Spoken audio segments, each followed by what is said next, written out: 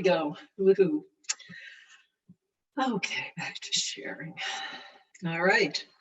Noting that it's 7:07 on June 16th, 2021, I'll call the Board of Health meeting to order. We have 4 variance hearings and quite a number of scheduled appointments to meet with folks and discuss issues.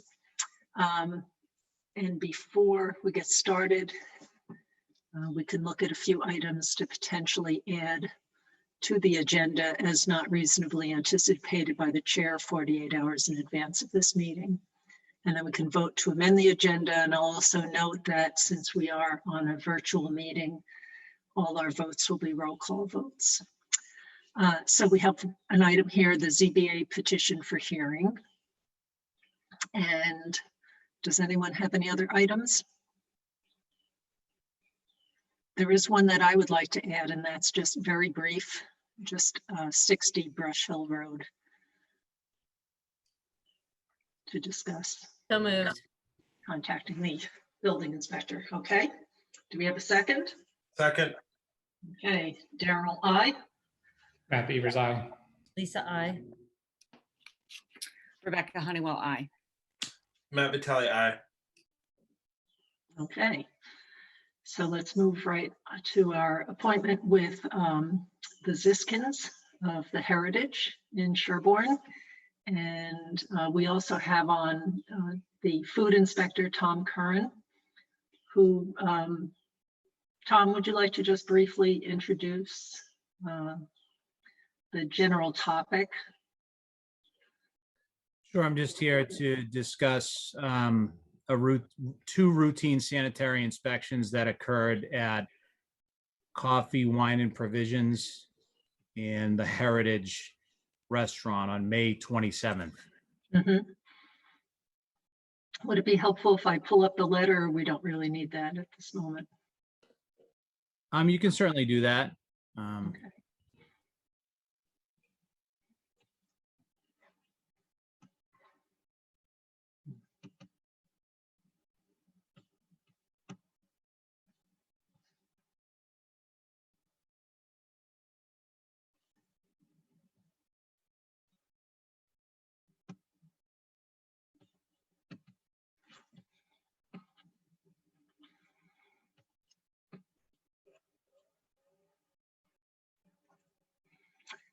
Okay. So one thing I wanted to ask actually before we get started. So you noted a number of things at a recent inspection that need attention. And can you describe, are they all procedural or a mix of procedural and infrastructure? Well, I think they're like, Anything it's a good way to put it, Daryl, and it's definitely a mix of procedural and routine. Certainly, if it pleases the board, I can give a kind of a summarization of my findings from start to finish.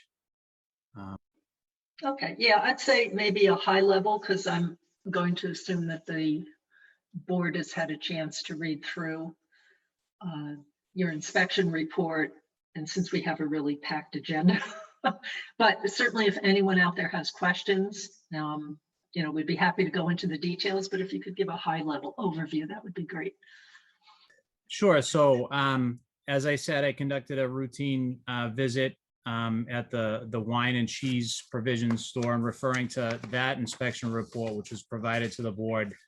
I found a dishwasher that was inoperable, so no capabilities to wash, rinse, and sanitize the food contact surfaces that were there, which are pretty limited because it's a coffee shop. Kind of a core violation, which is not really of a critical concern, but a lack of a self-closing door on the restroom door, expired allergen certificate, and a priority violation of lack of a bodily fluid spill kit. Once I concluded that inspection, I did an exterior walk around of the Heritage, where I encountered the refuse area with standing water.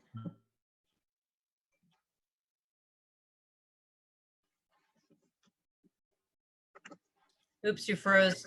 You froze. So you might want to turn off your camera and just talk.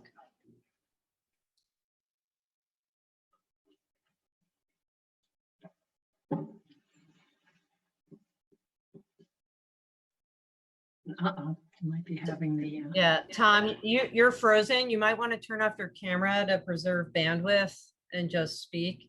You froze like a minute ago and we can't. And hear you. I can suggest that the internet connection in our office is not the greatest. He may want to walk out towards the printer or to the selectmen's meeting room or to the meeting room.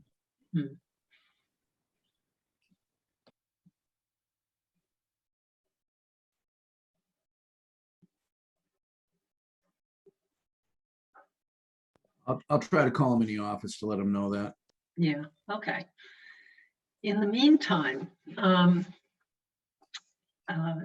would the Ziskins like to speak to, whether you have any, well, it'd be good if you had questions when I think Tom is back on, but I think we should wait for Tom just so he's yeah, okay. he's in the loop.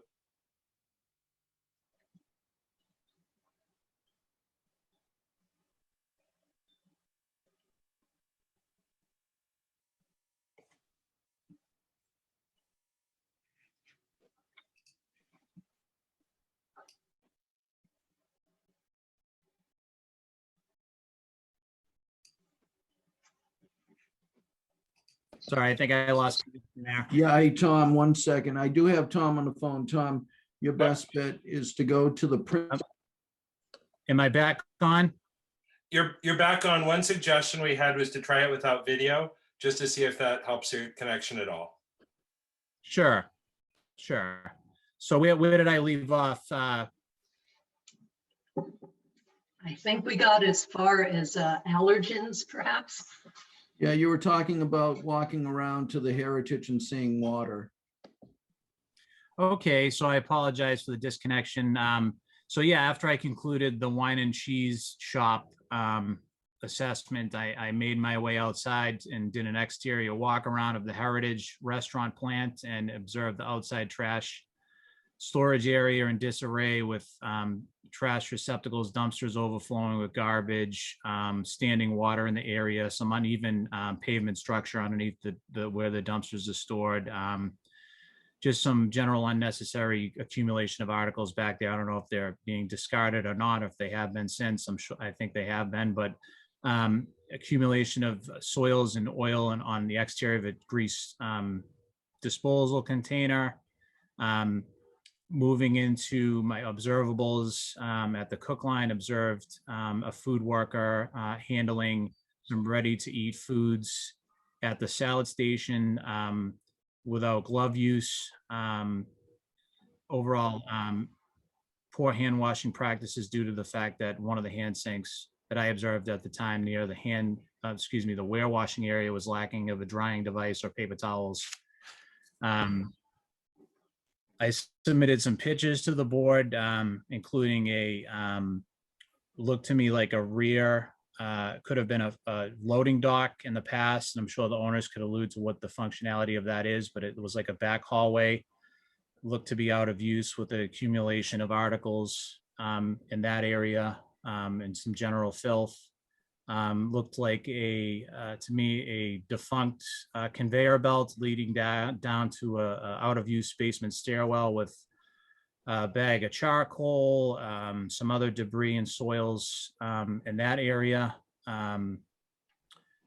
Moving into the basement, I encountered some standing water down there. It looked to be like a waste drain and the ceiling was leaking. I was told by the on-site person in charge that it may have been due to a washing machine down there backing up, but I did see a visible slow leak from a waste drain, and I cited that accordingly on the inspection report provided to the board. The break rooms, employee break or locker rooms in the basement were found in a state of filth. We had some fixtures that it looked like there had been some sinks and fixtures attached to the wall had been partially removed or fully removed. In one instance, I believe some accumulation, empty soda bottles and soils and filth on the floors, and some clothing stored in disarray in that area. So overall, poor cleaning practices or lack thereof, some capital improvements that Daryl had mentioned, some repair issues, some holes in some walls, dry walls in the basement area. a broken light fixture that was down there. So that was kind of like the general state of affairs at the inspection. I did, after my findings, contact Ellen from the field and conveyed my kind of sense of urgency with the situation and the recommendation that this should be brought to the attention of the board. I'm happy to take any questions or concerns. Okay, I would like to hear, so from the owners of the heritage as to whether there's any kind of a plan in place for addressing this. Is there additional assistance that you need? We've addressed majority of it. The water on the floor, it's not a clothes washer, it's our dish machine is getting replaced. We actually have the new one. We had the new one in when Tom was here. We're just waiting. I guess the power source is different from when the current one is. So we're waiting on an electrician to switch the power connect to the new machine, which is causing the water issue. So that's getting taken care of. An overflowing dumpster is not good for business. I had previously called before Tom's arrival to change our, to increase our pickup for the dumpster, you know, moving in from the slow winter season to the busy spring season. So that was done ahead of time. The grease collection bin outside, that I've called the company twice now and they said they're going to replace it. We've tried to clean it ourselves with not great luck. So we're waiting for them to do it. The water, I didn't know you weren't allowed to have puddles outside. So I've contacted a Sherborn paving company to see if they can pave it. They came by and were going to give me an estimate. I've scheduled a meeting with the a staff training for the kitchen staff that's going to be done in Portuguese and English because a majority of our staff speaks Portuguese. That's happening Wednesday at 9 a.m. The locker rooms have been cleaned. Apologies for that. I don't go in there. I didn't realize they were that bad. So we cleaned the locker rooms. Yeah, we store charcoal and we store fry later. I mean, we have to store stuff someplace and we store them, which is most accessible to the fry later. So that area was clean, but we have to store stuff. So that's where we store it. But we've cleaned the area and the conveyor belt. The leaky drain pipes, we put some caulking in around them, but I think replacing the dish machine is going to be the greatest value to stop the water on the floor, which will prevent other situations. Yeah, he was there Thursday night, I think around 7:30 maybe. It was a busy night. We ran out of paper towels. No one filled it. We're filling them when they're empty generally. And that's pretty much it as far as the violations I think that he's mentioned. The hole in the wall, I didn't realize. I don't know what you want us to do with the sinks, Tom. There's one sink that works. There's one that doesn't. The one that works, we cleaned and I guess it's still there. The one that doesn't work, the water shut off to it. So it's just a sink on the wall. I don't know if you want us to just cap the plumbing or whatever. If the switching off the water to the sink doesn't work, we can get a plumber in here to just cap the ends and seal them, I guess.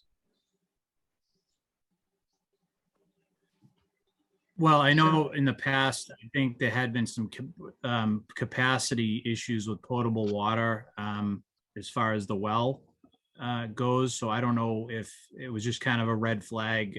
Was there a fixture there in the past and why isn't it there anymore type of question? So that's why I kind of made note of it. Do you need to? As though there was. I mean, do we need a sink and a locker? I have no idea. We bought the building 6 years ago. We did a big build out. The health inspector came by. They did a full thing. We did everything they asked on the list. So I'm not sure what the policy is or what the codes are for having a sink in a locker room. So I think, Tom, I don't mean to put words in your mouth. I think, Josh, I can only imagine how difficult this year has been to navigate in terms of both getting replacement infrastructure with shipping delays and everything else. I think at the same time, as we sort of see these reports, the level of issue is more than we often see and more than we've seen for Heritage in the past. And so I think figure out what are the strategies that can be put in place. So it's not sort of the inspector coming by to identify that, hey, this is an issue, but what can the on-site management team or others do so that, you know, we just need, like, there need to be paper hot towels for people to properly manage their hands. And so, like, what can you guys do so that this isn't a sort of, you know, this came up, because I'm sure stuff always comes up, but it's sort of worrisome to us if that's what we see in the inspection, because, you know, what's happening all the other days that we're not there, and how can we be confident that things are sort of on track? So I think that was sort of the global concern of just, you know, this is a different pattern and it does not feel on track at that particular snapshot in time. And that may have been an isolated outlier, but sort of, what do you need from us in order to kind of have things work the way they need to? Are there things that you need from us? I think that was also a recommendation to kind of work with a third party to kind of go through and provide a little bit more support to make sure this stuff's on track, because we just want to see you guys be kind of safe and successful. Yeah, I mean, I don't know. I think, I mean, I'm Surfsafe Sanitide. Our chef is Surfsafe certified. I mean, finding Surfsafe certification in Portuguese, which is what a lot of our employees speak, was hard. I haven't just found it with this consultant, was one of the few that does it in Portuguese. But I mean, I'm very clear, and I use Google Translate to all staff about proper food handling and washing hands and icing down raw ingredients and now cross-contamination. So, and then to me, it's a lot of infrastructure issues. Like, I didn't know you couldn't have puddles near the trash area, you know? And I mean, it was never, what's that? I'm sorry. So that is I'm not sorry to interrupt you, Josh. That is a code requirement, and it's really relative. It's an all-encompassing issue. You know, we don't want standing water. We don't want it's to hinder the enticement of rodent activity. And it states in the code that a dumpster storage surface has to be level and graded to drain. So if we have overflowing trash, we have a combination of other contributory factors, and then obviously that's going to entice the rodent activity. So a simple patch would do. It doesn't, we're not saying that you have to, you know, go and rip out the whole surface, but, you know, just to level it off so the water doesn't accumulate in that area where the trash is all. Yeah, I just didn't know. I mean, you had mentioned it another time, so I wasn't sure. I mean, you had mentioned the grease trap. I had called right after. You know, before you came, I told you the trash. I don't like seeing that. I mean, to get guests sick and to see visual trash overflowing is not our goal. It's not good for business. So, I mean, I'm happy to do everything on the list. I just wish, my only issue is that there seems to be, we've had 4 health inspectors in the 6 years we've been in business, and everyone has their things. And Tom and I feel like have had a good relationship. And, you know, like a lot of these infrastructure things were there that could have been addressed the first time. So, you know, if you come at a busy, you know, we have over 100 people in the building as customers, and a busy Thursday night, you know, you're going to see things, and, you know, that you wouldn't see if you came in at noon, you know. And I understand that you have to be safe and follow all the practices, and we do. So, I mean, we're going to do everything. I mean, we don't want, you know, it's not good for business to have unhealthy restaurant, and we do cleaning, and it's on the side work to fill paper towels. We have all these things. I mean, paper towel vendings, you know, they run out, and during service, you know, people don't say anything, and everybody's busy, nobody notices. And then, so, I mean, I'm going to do everything on the list, and I'm just curious, like, what's going to be found next time that if part of the infrastructure, because the sinks were never mentioned in the locker rooms before.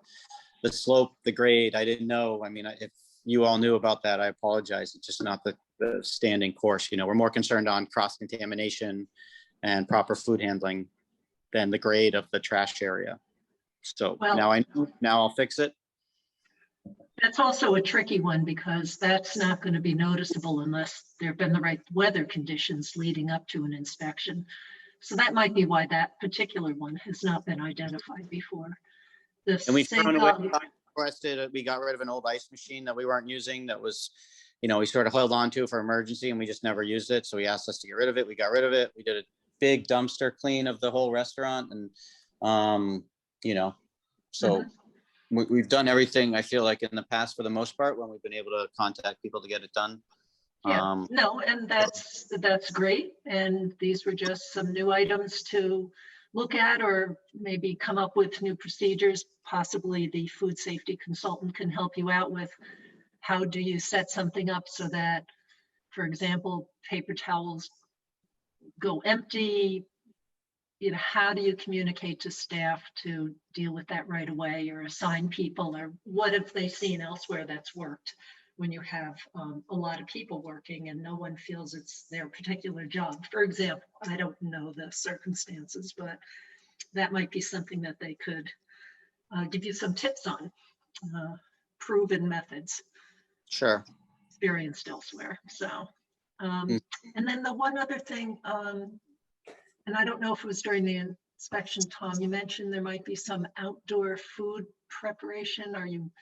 Is there outdoor grilling or something? I did a cooking demonstration for the Needham, I think it was the Needham Adult Ed, and I had sanitizer and gloves. I didn't have a sink out there, a portable sink, and Tom and I talked about it. And if we do it again, I mean, I've only done one demonstration or two, I think, maybe in 6 years. So it's not a practice, but we will make sure next time if we do it again, I'm not sure I will, to make sure there's out there.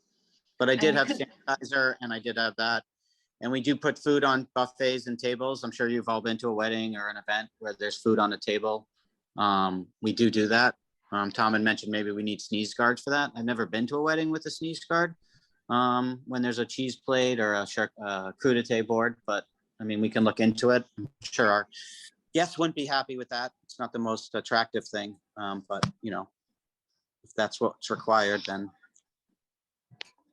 I mean, Josh, I hear your frustration and don't want to minimize. I think at the same time, like for us, like what we're saying is like, when we sort of look at it, it's like, this isn't on track. And I think that for us, we really do want you to be successful, and it's not trying to come up with piddly rules or to say, hey, this is, we're kind of changing the landscape. I think it's to say, like, as we looked and reviewed the information, it was like, this is not where it needs to be. And so I think that we need to be where we need to be on a busy Thursday night so that people can properly dry their hands when they wash them, and that we've got kind of no leaks of wastewater, other things like those, I think, are big issues. I think that sneeze guards are some of those smaller scale issues, are definitely ones that we can continue to address and talk about, and hopefully the consultant can also help with that.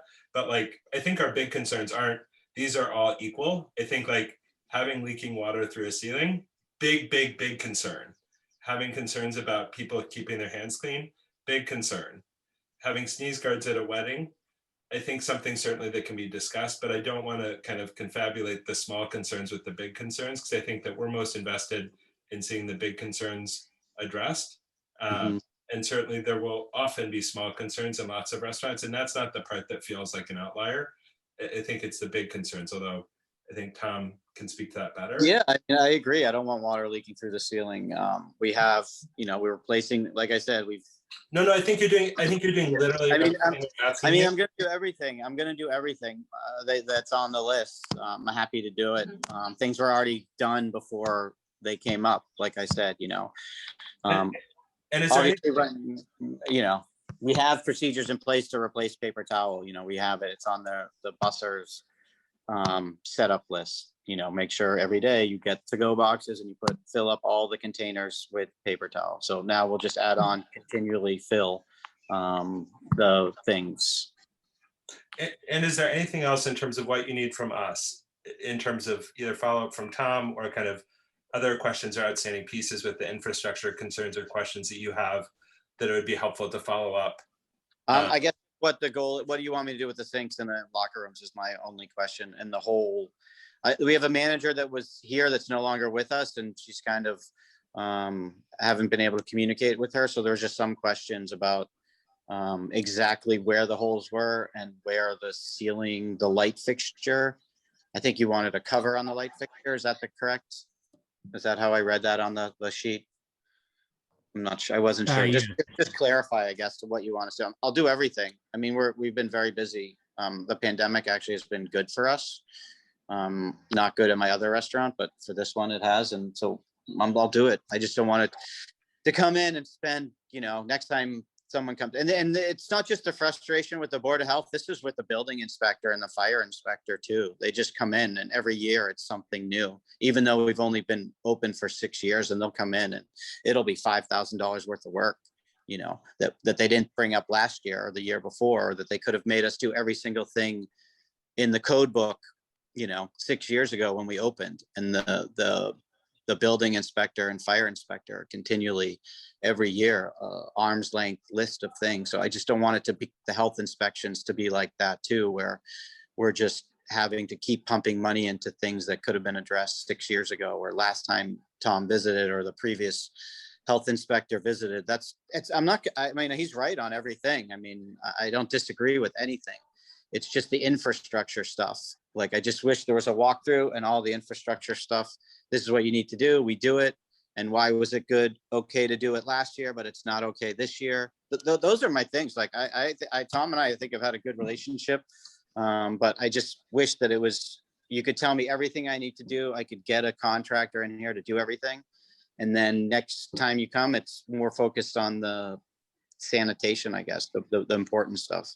And Tom, I think this was sort of a routine annual inspection. Is there any mechanism for a more exhaustive or comprehensive review? Is that something they could do with the third-party consultant to kind of go through with that lens to generate the list and kind of hopefully get some of this stuff tackled ahead of time? That's what I would recommend. Okay. I mean, they're coming In Wednesday. So part. they're going to do a walkthrough, so I'll communicate with them, and hopefully they'll. And I think the message to them, like what I'm hearing from you, Josh, is I want to do this once. I want to get it right, and I want to be done thinking about it so I can think about other things. And so I think making sure that Exactly. that's the framework they have to say, I just want to rip the Band-Aid off, whatever it is. Right. Okay. And it might take a little bit more than just a walkthrough of that person, because that's essentially what all the inspectors are doing, and they're catching what they can at the time. And the things that they're seeing at any one time might be distracting from the bigger picture as well. So you might get a more comprehensive evaluation from a third party that you authorize to spend the time that they need to give you that. Yeah. So I mean, it's a big old building. It's a large old building, and issues are gonna come up, and when they come up, we try to handle them. And like I said, a lot of the stuff was already in the works. The floor, I mean, if you have water on the floor, it's gonna go downhill. And the dish machine, unfortunately, is pumping out a lot of water on the floor. And we have the machine in the building, the new one. It was here when Tom was here. We just didn't realize, there was no communication with the company installing it. They need an electrician. So that's the holdup now. Mm-hmm. And I would encourage you, as you're doing new things, other demonstrations of cooking or something, give a call or leave a message for Tom to call you, and go over some pointers or whatever if you want to confirm. Yeah, Tom and I talked about what it would earlier. involve. Yeah. Okay. It's more of a community service. It's not a moneymaker for us. It's a loss leader. But yeah, I will definitely do that. Okay. And Tom, anything you want to add for now, or it sounds like a lot of the details you two could work on the side, I'm guessing. Sure. I just for the record would like to refer back to the inspection history. Whenever repair issues are cited, I'm certainly been very reasonable granting extension periods. Any given inspection is a snapshot in time, and Josh just stated this is a older physical plant. There might be issues that weren't there the last time that might be noticed the next time. I mean, to take the example of this most recent inspection, if I see issues pertaining to the hand washing practices, as Dr. Vitale alluded to, I'm obviously going to start honing in on the conditions of our hand sinks. Are they operable? Are they fully stocked? It's really not about a broken sink. It's not about paper towels. It's about, do we have means to wash hands, and are we washing our hands? Because that's the factor involved. So when we do the inspections, we concentrate on the risk factors. The inspections themselves are snapshots in time. Will something come up on one inspection that didn't come up on a previous one? Absolutely. When it comes to physical and repair issues, I'm certainly ready and willing and take into account that these are capital improvements and there's costs involved. But what we really want to focus on is the risk factors and protecting food, keeping it safe, and preventing people from getting sick. That's all. I agree. That's my goal too. Okay. Great. Well, thank you for coming and for continuing to work with Tom on this. Sure. All right. Thank you very much for your time. Have a good night, guys. Thank you. Bye.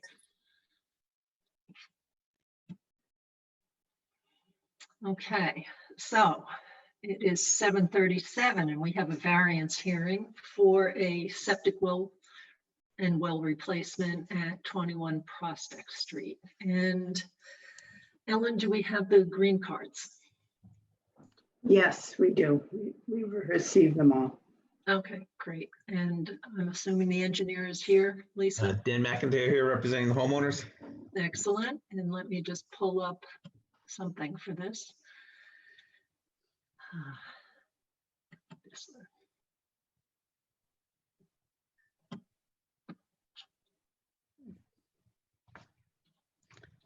Locus is over here.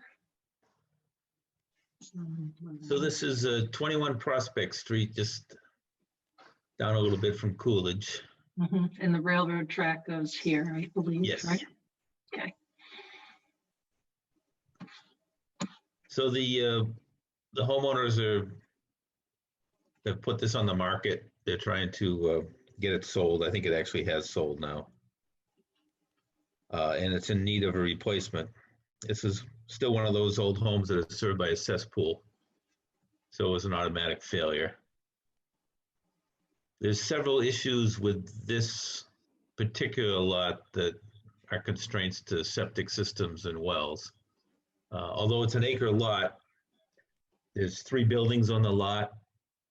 There's wetlands encroaching part of the lot. And there's a very high groundwater table in this area and a relatively slow perk rate.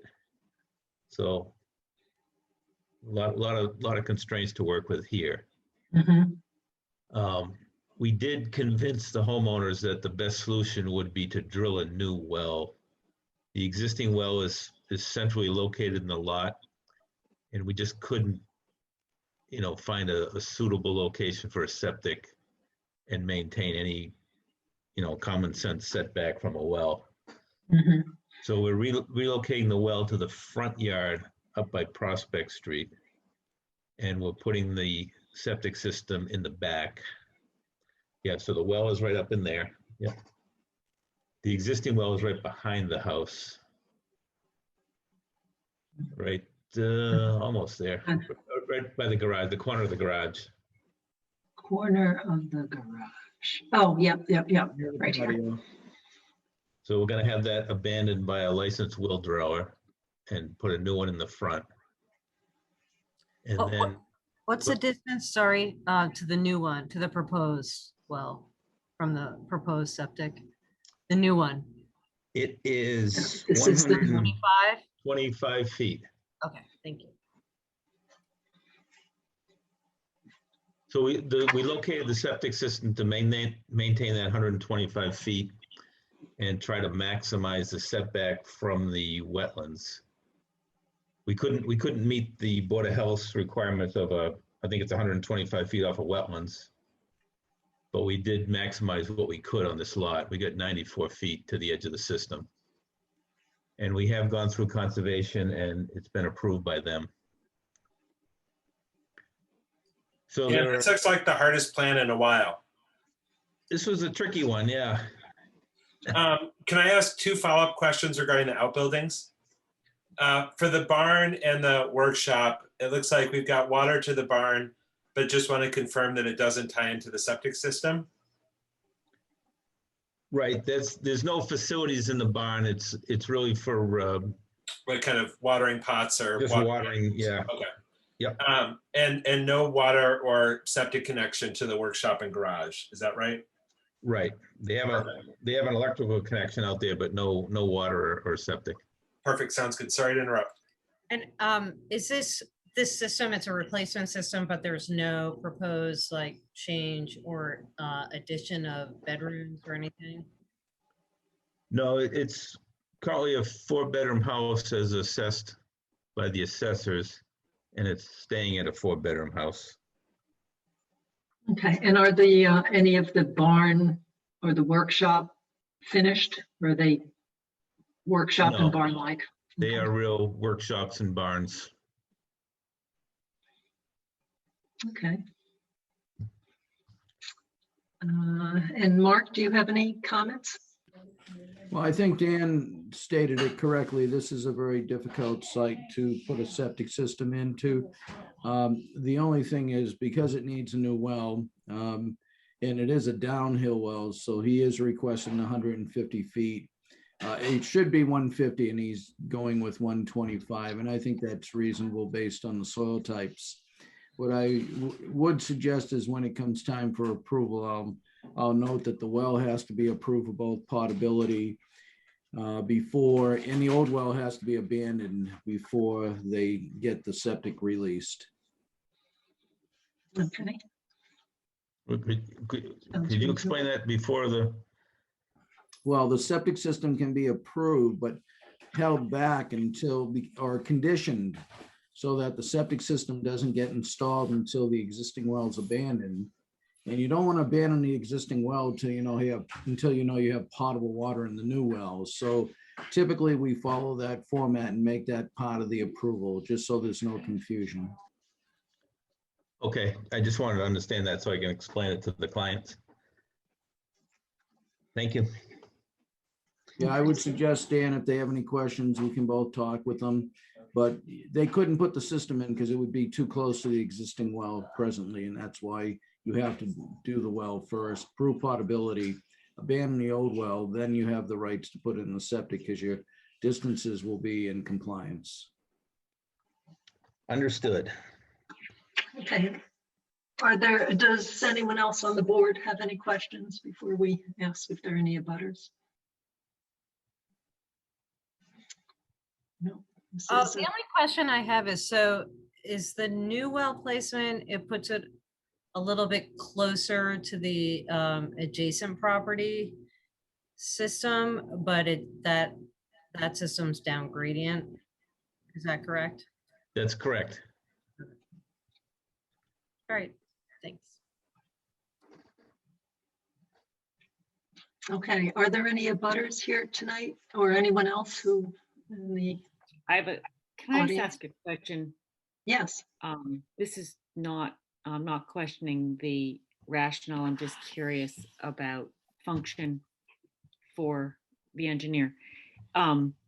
Is the risk of exposure to, salt and other things from the road more endangering to the drinking water quality of this patient? This homeowner with a septic system closer to their own well than the road? Like, which is a bigger risk to their own water? Well, I kind of fall on the side that, the septic system effluent would be more dangerous than the salt.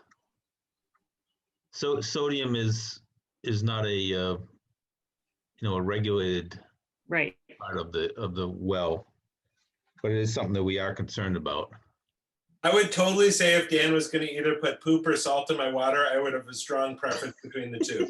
Right. No, so I'm saying, wouldn't you, it might not be this one. When I was reading through the variances for today, one of them, I was saying, why would you want to put it closer to their own well rather than to the road? I mean, to their own drinking water.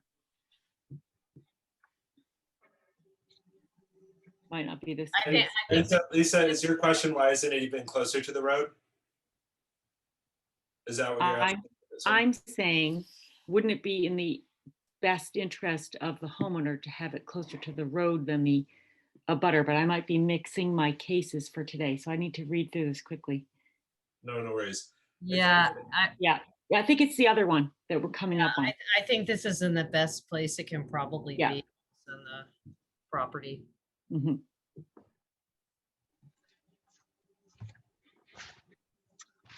okay. Anyone else in the audience have questions? Otherwise, we can move to look at the variance requests. Yeah, it's the next one. Okay. And so we're ready to do the variances, everyone? Can't wait. Excellent. All right. So do we have a motion to grant a variance to section 8.01? As he mentioned, there's high groundwater here. So moved. Second, Okay, and then also, I can't remember, which IA technology are you using again? We're using the Elgin system. Okay. All right, so Daryl, I. Matt Beavers, aye. Lisa, I. Rebecca Honeywell, I. Matt Vitale, aye. Okay, and then do we have a motion to grant a variance to section 8.02? So moved. Second, Any other comments or questions? Daryl, I. Matt Beavers, aye. Lisa, I. Rebecca Honeywell, I. Matt Vitale, aye. Okay, and then do we have a motion to grant a variance to 10.1? So moved.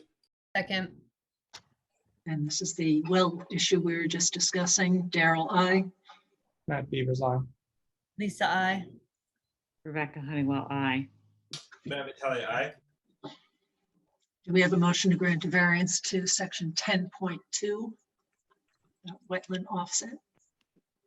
So moved. Second, I'll note that we usually follow Conservation Commission's recommendations. So Daryl, I. Matt Beavers, aye. Lisa, I. Rebecca Honeywell, I. Matt Vitale, aye. And do we have a motion to grant a variance to 10.2 regarding line setback? So moved.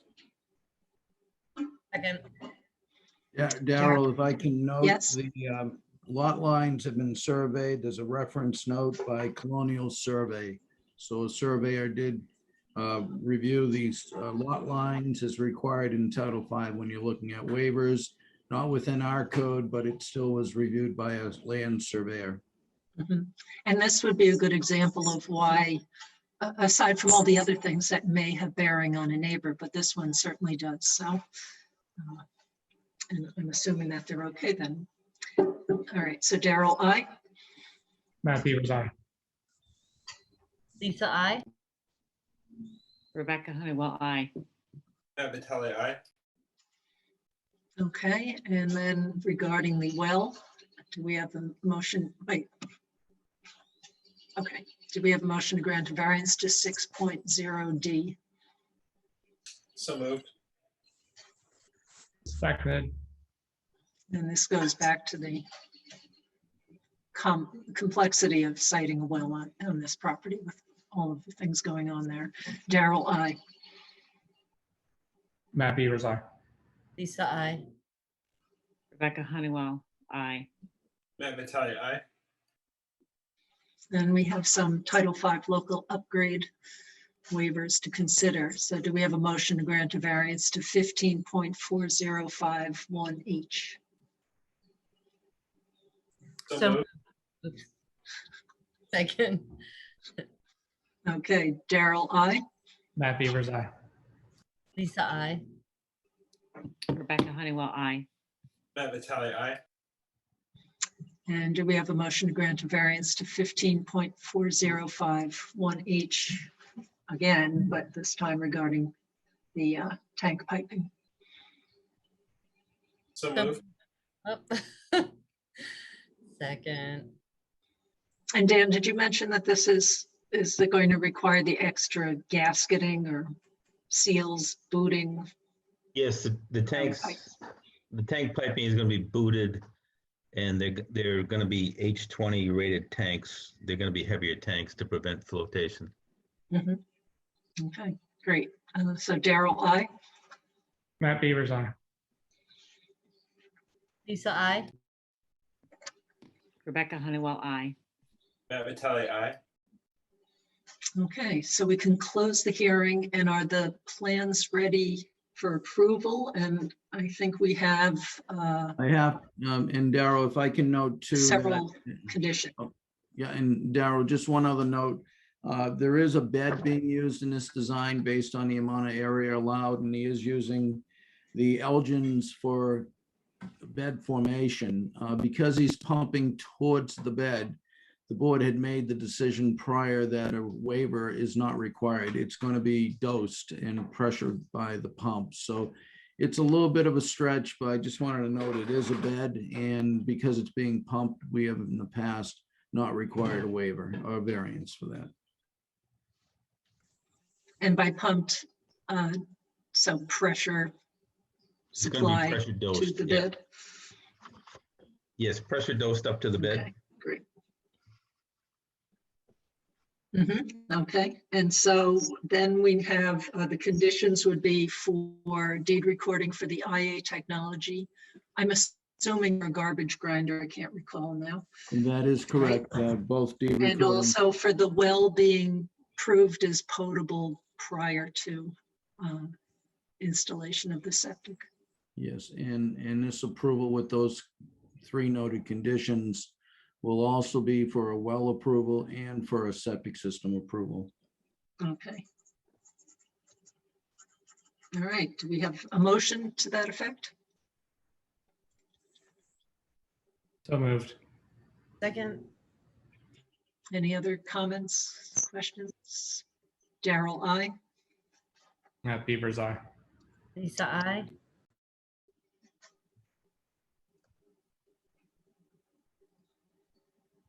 You're muted, Rebecca. Sorry. Rebecca Honeywell, aye. Matt Vitale, aye. Okay.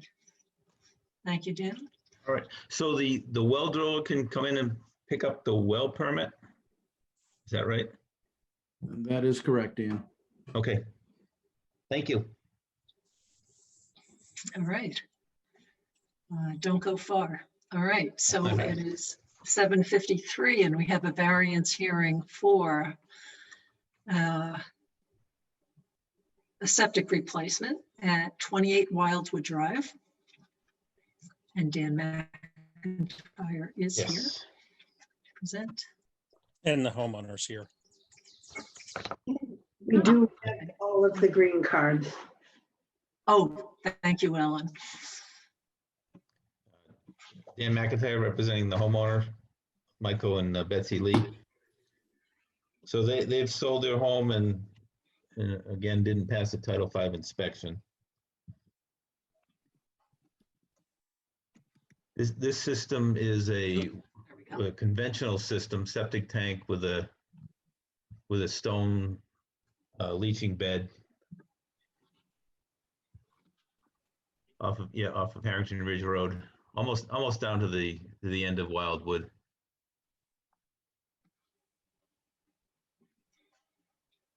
Okay.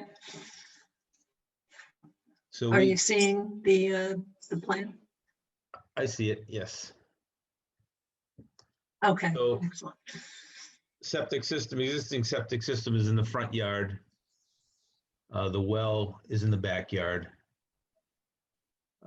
They had, 100-foot setback from the well to the existing system. There's really no other place to put a septic system on this particular lot and get any further away from the well. So we tested around the existing septic system to prove out those soils. And we're proposing to put the system not quite in the front yard. We're going to shift it over a little bit because it did have a high groundwater table. And if we didn't shift it, there would be kind of a burial mound right in the front yard, which would cause kind of more havoc with the drainage issues out on that lot. So we're tucking it over into the corner, still maintaining the 100-foot well offset and maintaining all the Sherborn required offsets to abutters wells. As I mentioned, it does have a high groundwater table, so we're proposing to use the Elgin system again, similar to 21 Prospect. We do need a pump system, so there'll be a septic tank and pump connected to the existing plumbing coming out of the front of the house. And we pump over to the side where we're going to put the new system. We are raising it up, but we've raised it up about as much as we can and still maintain some drainage around the septic, because this is over to the left-hand side, there's a large hill that drains right onto this property. So we're trying to maintain a swell around that so we don't flood out the septic system. And we don't want to mount it up so much that we start directing water back toward the house. So that's why we're asking for that groundwater waiver here. And again, we're going to be asking for a well offset from the 125 feet required down to 110 feet. And the associated Title V local upgrade waiver. Okay, so it says 100 here, but it's actually 110 once you get right to the edge there. Yeah, that's the 100-foot radius off the well, but it's 110 feet to Yeah. this system. Okay. Okay, And just to note, this is Elgin's and trench formation. So they're the A42s, which are to be used in trench formation, which Dan has done. okay. All right, does anyone on the board have any questions? Classic, not a lot of space. This doesn't look like a favorable slope for putting something in so easily.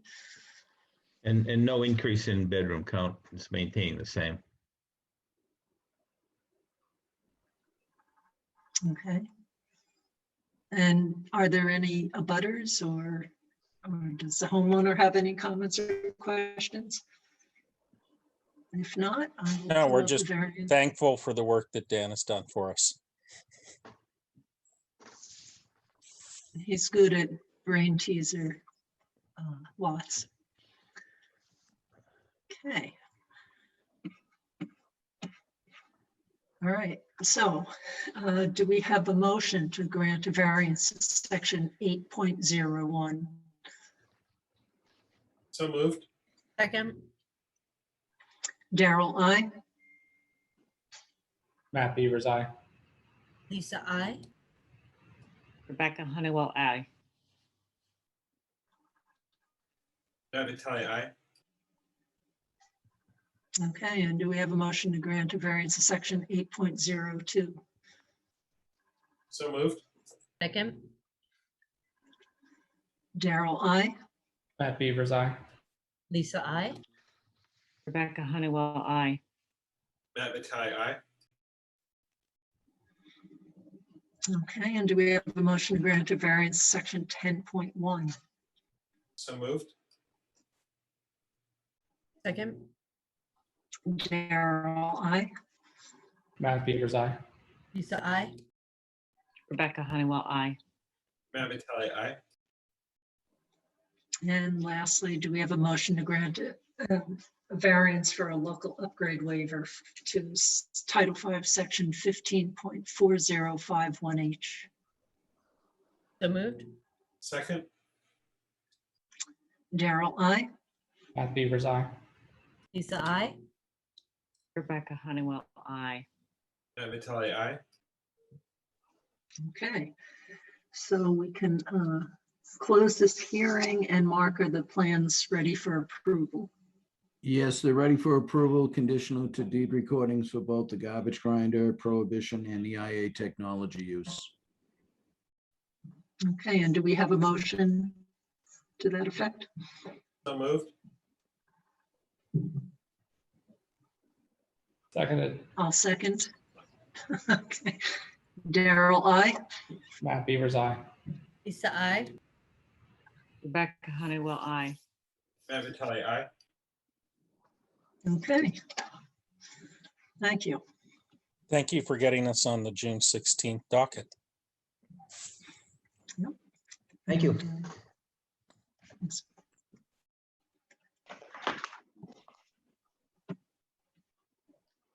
Okay, so we have 9 minutes until our next scheduled hearing. Let's see. Oh, so Matt Beavers, the emergency beaver permit. Oh, man, can't wait. This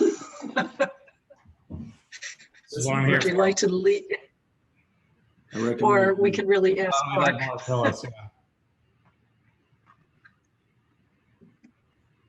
You there, Mark? Yes, I was going to recommend you ratify my previous approval based on my observations of rising water due to a reconstructed beaver dam at the island on Nash Street. Oh, so this is something that's taken place before? Yes, it has. And, you know, if you leave the debris behind, it doesn't take them too long to rebuild the dam. They Oh, are yeah, you trying have to, they are trying to, you know, remove the beaver as well, but, you know, they will come back and it'll be easier for them to build the dam. So hopefully in the future, they can take out the chopped down wood that was set up by the beavers. Okay, are they planning to trap as well as remove the? Yes, they are.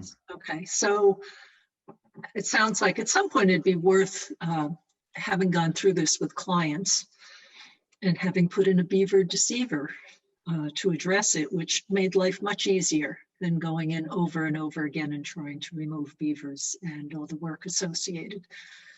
I agree And 100%. having to, by remove beavers, it does mean killing the beavers. So at some point, we should probably talk to the town about this because it might also be less expensive in the long run.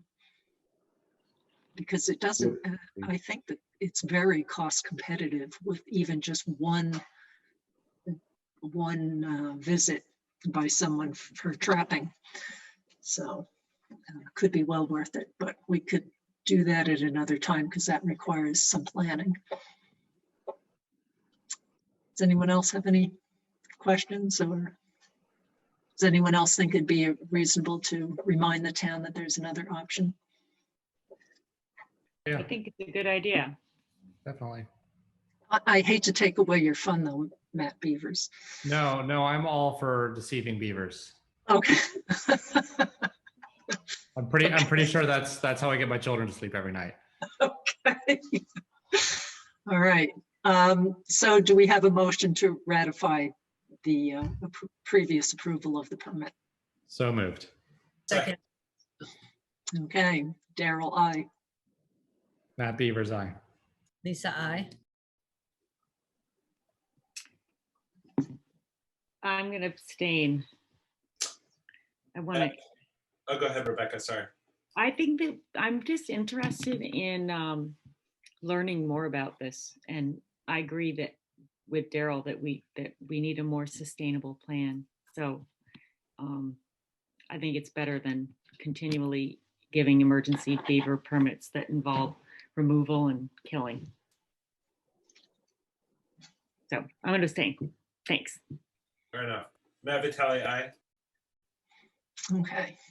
And this issue comes up over and over again in town, but the people involved change over time. So, and we do, I think there are, I mean, I often hike down on Rocky Narrows. There's a location that has not necessarily a beaver deceiver, but a setup that keeps them from being able to dam up a particular stream crossing that goes underneath the path. So there are some examples around, and they have gained acceptance in a lot of places. So there's more experience in other towns with them as well. I think what happens is we give these permits and then it's sort of out of sight, out of mind. And then we have another emergency a few months later, and then it comes back, and maybe, I don't know which department is most appropriate for making a sort of bigger strategy or more effective long-term strategy. But I think it'd be great if that is addressed, whether it's the selectmen or highway, I don't know. Conservation, I don't really know. It's a complicated issue. All towns wrestle with it. This is all according to approved procedure for the reasons for why you would grant the permit. So there's nothing here that's not allowed. It's just that there could be different approaches, but again, it takes planning and some learning and comfort with it. So is there a 4-minute item that anyone sees? Daryl, I could probably, and I see that the engineer and the client for 2123 South Main are here.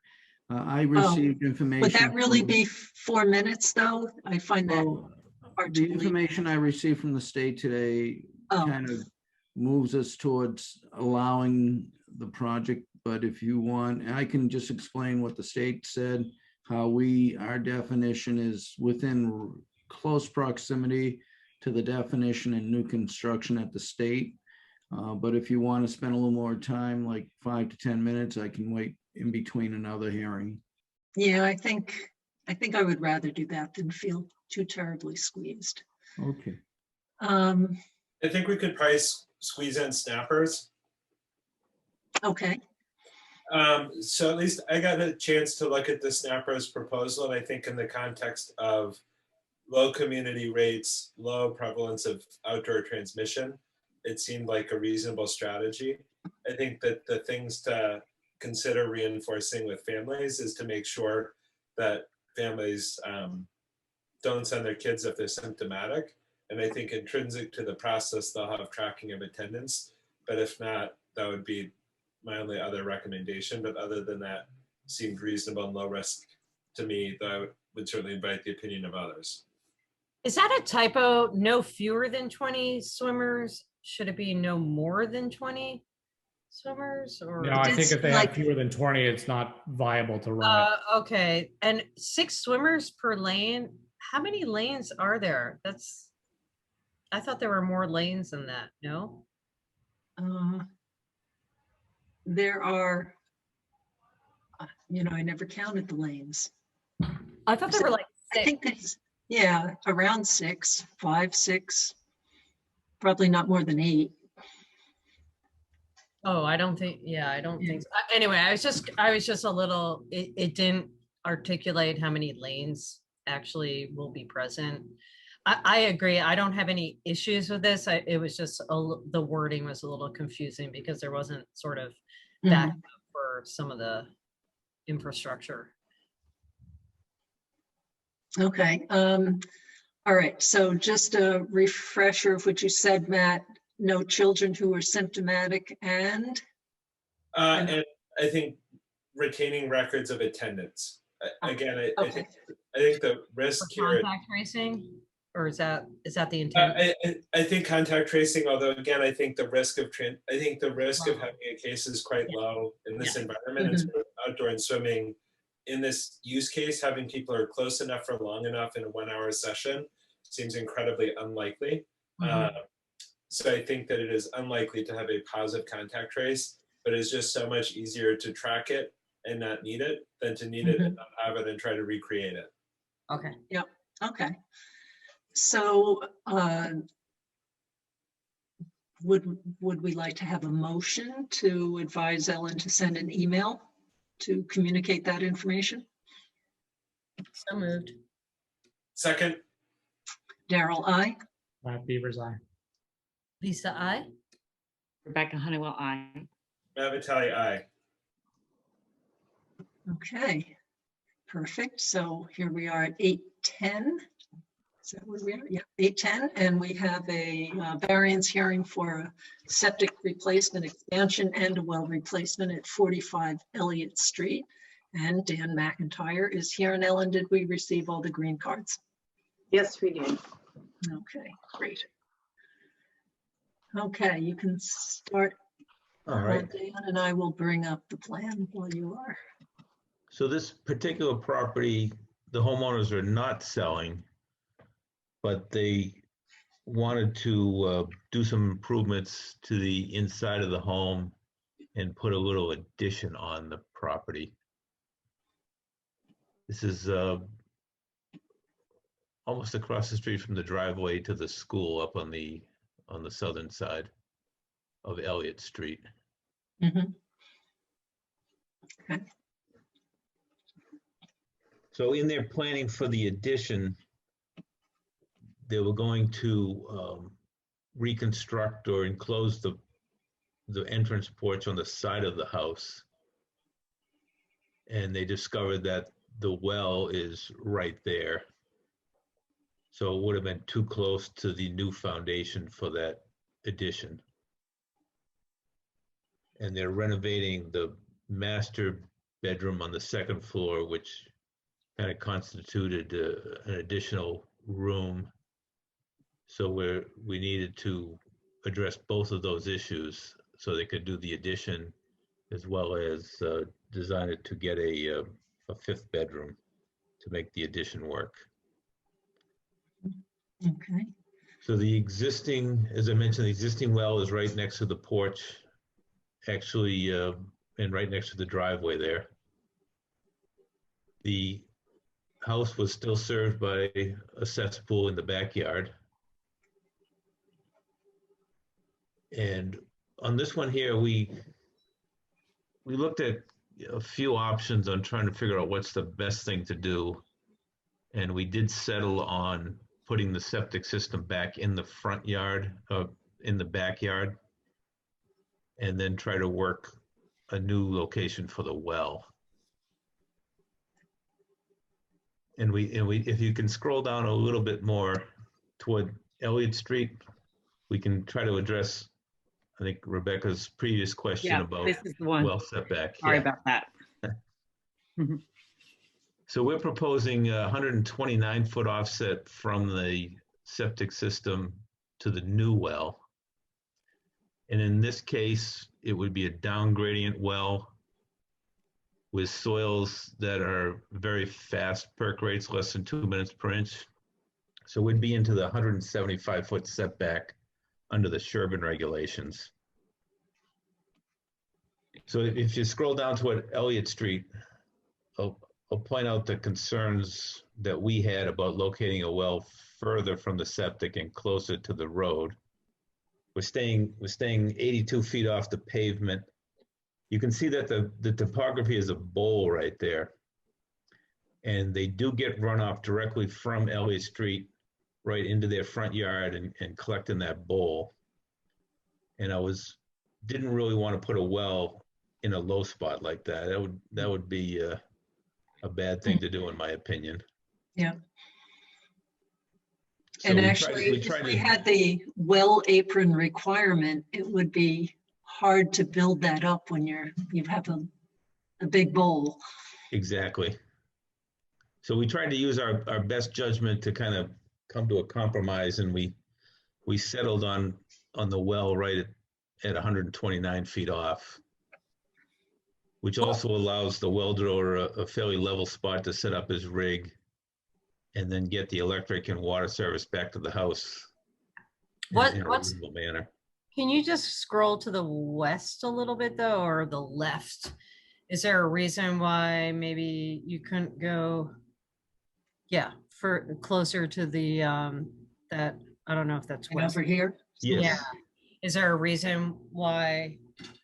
Well, the 175 feet comes straight across the whole front of the lot, right about where that large tree is there. The tree that's well, no, go down. No, down. you were Yeah, just there's that tree and then the other tree. Yeah. 175 feet comes to about there. Yeah. And it's the same issue over to the left, that property, it's a hill that drains right down into this property, and we still get runoff from Elliott Street. It's almost like a swale coming down to that low spot. If you can follow the contours, it's like a swale that drains the property to the left and Elliott Street right across there. And I just didn't want to put the well in a swale area either. Yeah, it's hard to, I can't really see, Daryl, because it's gotten really small. So it's hard for me to see the contour lines of, 192, 190, 188. Right. So it was just unclear to me if like you couldn't go up a little bit more, Daryl, like near the 188 line, and how close is the neighbor's septic? Like where, if it went right where Daryl's cursor is right now, is that too close to the abutter's septic, or is there a reason? Because it just looks like it's a little bit potentially topographically better, but maybe not. I can't really tell. I think you could put a well there, but it doesn't really buy you much. I think we're still going to be in the 120, 130 foot range off the septic. And the abutter's septic is kind of right. There's a cluster of 3 septics right on that hill in the backyard. So it would be about the same distance off the abutter septics. So rather than trying to get the well truck over there and have a longer electric and water service line, we felt we could do it better on the right-hand side of the yard and get, about the same setback to the septic system. But just not closer to the road because of that dell. Exactly. Okay. Because I was, of course, what I was thinking, that it would be better to have a risk of salt than a risk of their own septic Right. contamination.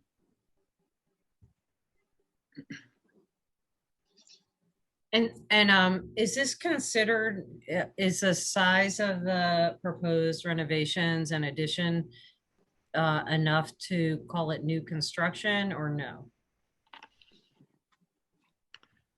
We are proposing it as new construction. The existing system was designed as a 4-bedroom. We're designing this as a 5-bedroom. And we're conforming with Title V. So we're just asking for variances to the Sherborn regulations for that +1. So is this covered? I don't know, Matt, you're the expert on the room count stuff, but so is this covered in the +1 that we could contemplate variances? Is that what you're saying? If I can help, the board has set a precedent that if there's waivers needed that don't affect the abutters, then the board will consider waivers for 1 additional bedroom, local waivers. Right, and you conform with all Title V, right, Dan? Yes. Okay. And there hasn't been that +1 already used for this property, I presume. Not that I'm aware of, because they're still serviced by cesspools. Yeah. It's a 5-bedroom cesspool.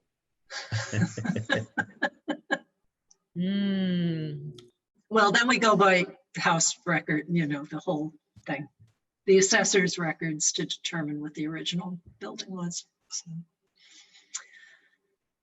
Okay. Are there any abutters who have questions? Or anybody else? Daryl, if I can, that last note you made, if we can ask Dan how we assess the bedrooms for the existing house. We looked at the assessor's records as 4 bedrooms, and then we walked through it, and there's 4 bedrooms upstairs. Thank you. Just for the record, so we know. Mm-hmm. Okay. All right, so we're ready for the variance request letter? Everyone? Okay. All right, do we have a motion to grant a variance to section 10.1? So moved. BC, sorry. B and C. So moved. Second. Okay, and so the offsets are both to an on-site well and to a neighboring well. Okay, Daryl, aye. Matt Beavers, aye. Lisa, aye. Rebecca Honeywell, aye. Matt Vitale, aye. Okay, and do we have a motion to grant variance to section 10.2 regarding the property line setback? So moved. Seconded. Okay, and so we don't have any abutters here who are concerned in any way? Well, and Daryl, just to note too, it was the property was surveyed and it's referenced in the notes just above the address heading. Okay, great. Thank you. Daryl, aye. Matt Beavers, aye. Lisa, aye. Rebecca Honeywell, aye. Matt Vitale, aye. And actually, I'll note that hopefully the abutters are pleased that there will not be cesspools there any longer. Okay, and then do we have a motion to grant a variance to section 6.0D? So moved. Second. And this is one that we don't see too often. And so actually, there going to be provisions? Mark, I forget what the distance is for a provision for the protection of the well. Sometimes, depending on if it's right near the driveway or a backup area, will require a boulder.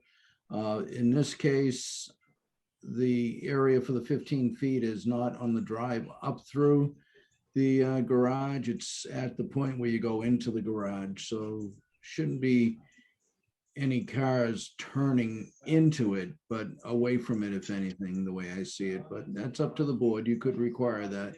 But I remember the last one we had, it was right on the driveway, if not too far from it, like 5. Right, I'm just forgetting what the specific number of feet is before we ask for a proposal from the homeowner or the engineer about what protection they would put in. And we've left it pretty flexible for people to find something that they like, and then we just review it to confirm that it's adequate. I think it's 5 feet. Oh, all right. Okay. Yeah, it's much more. Okay, great, then we're fine. So Daryl, aye. Matt Beavers, aye. Lisa, I. Rebecca Honeywell, aye. Matt Vitale, aye. Okay. So we can close the hearing, and are the plans ready for approval? Yes, the plans are ready for approval. There are no special requirements for it. It's designed with a trench formation using stone, as well as they designed, I believe, the garbage grinder. Let me just check my notes. Let me see. Let me check to see what they have here. Dan, you designed for a garbage grinder. Yes, you did. Yes, No yes, we did. You did. Yeah, Required. so, and they are asking for the additional bedroom, which the board allows. So the approval would be for the well and the septic, and that same format that we had for the other property where the well has to be in and approved before they can install the septic system, and the old well abandoned. Okay. All right, this is a little late for me to be bringing this up. So in any case, I'd like to just let the homeowners know, be careful. A use of a garbage grinder can reduce the longevity of your system. So just caution you on that, even though it's sized for that, it can lead to clogging up, early clogging of the system. And we also add that note to the plan is, although we designed it for a septic system, we clearly note that it's not recommended. Mm-hmm. Okay. Okay, good. All right, so do we have a motion to approve the plans with the conditions noted by Mark? So moved. Second. Daryl, aye. Matt Beavers, aye. Lisa, I. Rebecca Honeywell, aye. Matt Vitale, aye. Okay. Thank you, Dan. Can I ask another question? Absolutely. It's been a while since I've done an addition. I understand the well goes in first. Can they do the addition before the septic goes in, or how does that? Well, if I can help, the well goes in first. They have to prove potable water. That would be both for quality and quantity. Once that's done, then the old well has to be abandoned by being filled in by a licensed well driller and being certified. As that's going on, then the septic system, once that's done, the septic system can start construction. And in the past, the Board of Health has allowed up to rough electrical or prior to wall board while the septic system is being installed. But the step for the well would have to happen before that occurs. No, I understood that. I just trying to figure out the building permit versus the septic construction. So thanks for explaining that. You're welcome. Okay. Thank you. All right.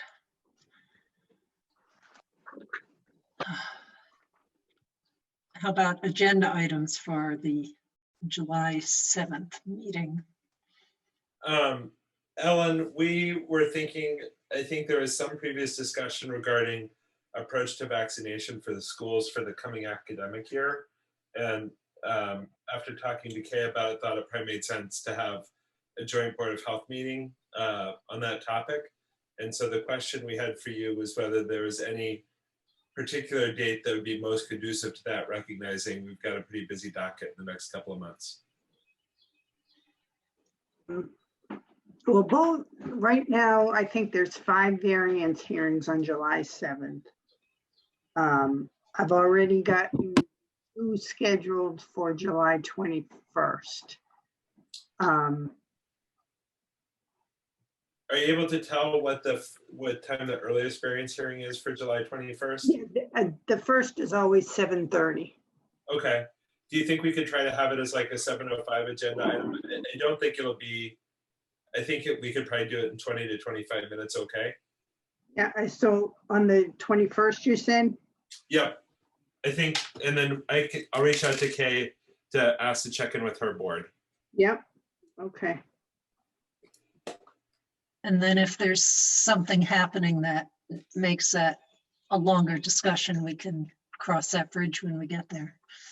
Yeah, I think at least the preliminary vaccine data from June 10th shows 86% first dose received in our kind of middle school, high school age cohorts. So I think encouraging uptake overall and kind of in the mid 90s for most of the community. So I think overall, I think encouraging patterns of uptake so far. Yeah, good. Oh, well.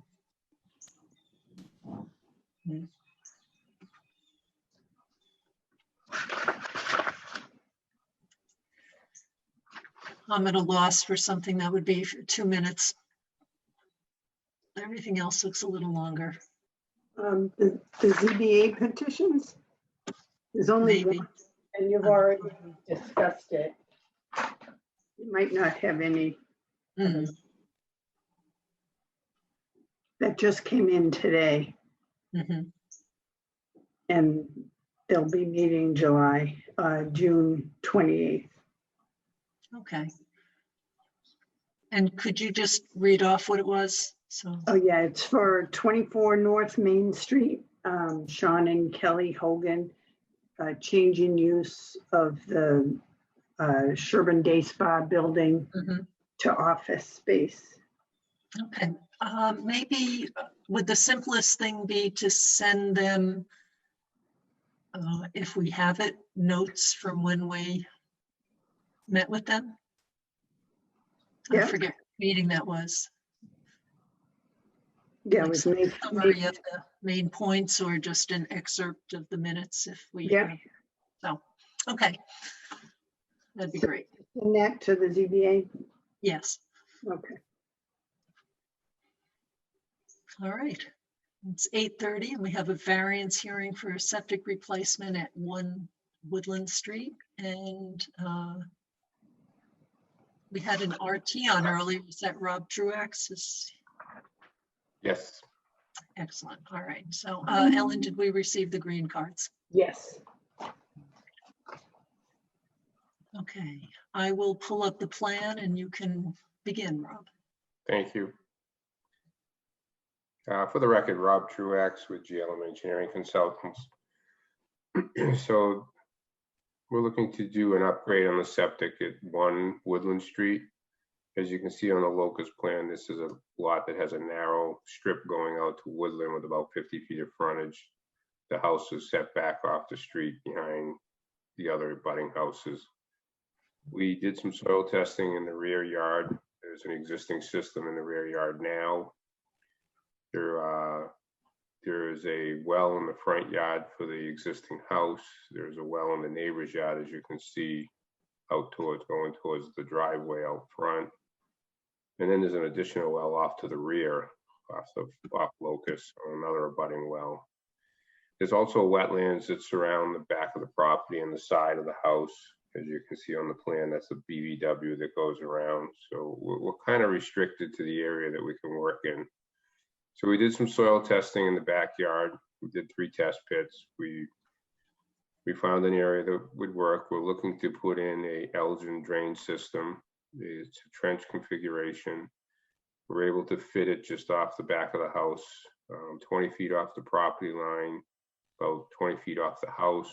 We're trying to, as you can see, we brought the limit of excavation on the proposed system right up to the edge of the existing patio.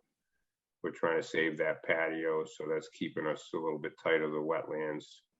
So we are looking for some waivers to put this in. We are proposing a pump system. We're looking for a waiver for the distance to wetlands. We're proposing the leaching field to be 96 feet from the BVW.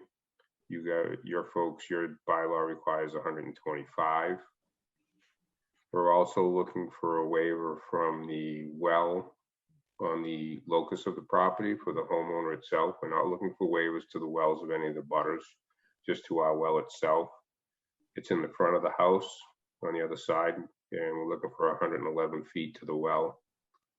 The requirement, I believe, is 125. We're also looking for a waiver for the 5 feet to groundwater. We did some soil testing. The groundwater was relatively high in the backyard. I think I want to say around 3 feet, 32 inches. And I think there's a 4th waiver. And I think that's actually for the Elgin drain to go 2 feet to groundwater is what we're looking for with the alternative system installation. Okay, so you're looking for a 2-foot separation, or are you going to be able to use the 3 feet? No, we're looking for the 2. Okay, We had a slope, we had the perk rate would only require us to go with 2 under the design standards. So we are able to get the system in the backyard. We were contemplating, if you look at the field, there is an 18-inch maple right in the middle of the leaching field. We had talked about saving that. We would have had to push the system closer to the wetlands by about 30 feet. We already went to conservation. We discussed it amongst ourselves and with the homeowner, and didn't think that was a viable option to try and get it closer to the wetlands just to save the maple. And the other issue with the maple is even if we were to try and save it, it would be in a direct path of the project access to get in and actually install the system. So it became necessary to take it down. So I think that's pretty much a summary. What we're looking to do, it's pretty straightforward other than that. We did go through conservation. They have approved the plan. We do show the silt barriers all around the backyard. It actually goes around the fence for the garden and then out and around the shrub area and over to the corner of the house. We left a little area there that you can see what we're calling stockpile area, so they can stockpile some of the loam that they take out to do the limit of excavation. okay. And Mark, do you have any particular comments? No, as noted, groundwater was high. It was a little bit over 3 feet here, and that was observed through modeling. And as Rob said, the lot is constrained by wetlands, high groundwater. The perk rate was 3 minutes per inch, so they just went over the less than 3 for certain criteria under our regulations. And it wasn't a 2 rate, so that 3 rate actually helped them to some degree with the requirements for distance to groundwater. But the lot is constrained, and they are using IA technology to have the system placed within 2 feet. Whatever the case may be, it's definitely better than probably what the present system is in. Okay, and does anyone on the board have any questions or comments? And are there any abutters or anyone else who has questions or comments? Okay, I'm going to bring up the variance letter. Certainly, if anyone thinks of a question as we go along, I can address it.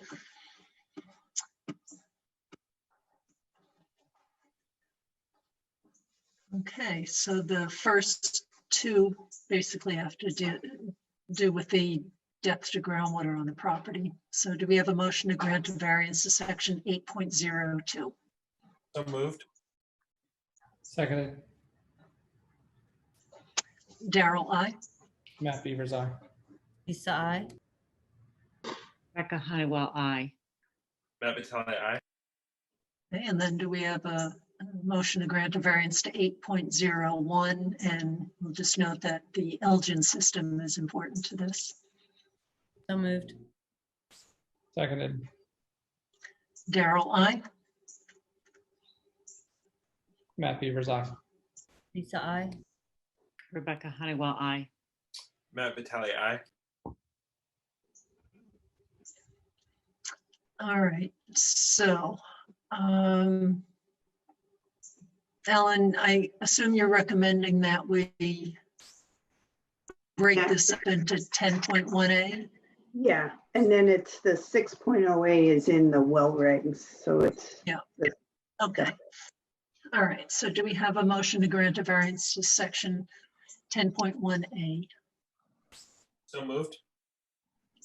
Seconded. Daryl, I. Matt Beavers, aye. Lisa, I.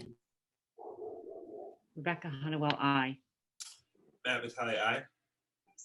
Just on that one, I'd like to mention that it's good to maintain the distances to the neighbors' wells and just have it be the reduction to the on-site well. I'm going to come back to the other section. Do we have a motion to grant a variance to section 10.2? So moved. And noting that Concom has approved this. Yep. So moved. Second. Seconded. Okay, Daryl, I. Matt Beavers, aye. Sorry. Lisa, I. Rebecca Honeywell, I. Matt Vitale, aye. And do we have a motion to grant a variance to in the well regulations, section 6.0A? So moved. Second. Daryl, I. Matt Beavers, aye. Lisa, I. Rebecca Honeywell, I. Matt Vitale, aye. Okay, and we'll close the hearing and mark are the plans ready for approval. Yes, they are conditional to deed recordings for both the And garbage grinder. Yeah, and garbage grinder, correct. Okay, so do we have a motion to that effect? So moved. Seconded. Okay, Daryl, I. Matt Beavers. Lisa, I. Rebecca Honeywell, I. Matt Vitale, aye. Okay, thank you. Any other questions, Rob? No? Nope, Next all steps? set. I thank you very much for your time. Have a good evening, everyone. Thanks. Thank you. Okay. I think you mentioned that the folks are here for 2123 South Main Street, Mark, so maybe this would be good to take that on. Are you muted? Once. Okay, can you hear me now? I apologize. Yep. Okay, so yes, the engineer is here as well as the owner of the property. And the history on this is that they had applied for soil testing to have it done during the new construction soil type season, which would end April 30th. We actually had it scheduled for the end of April, but unfortunately conservation could not give them approval to do the testing.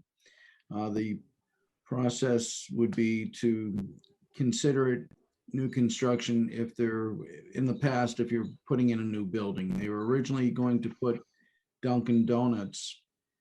They're going to move Dunkin' Donuts from the gas station location to where the barber shop is.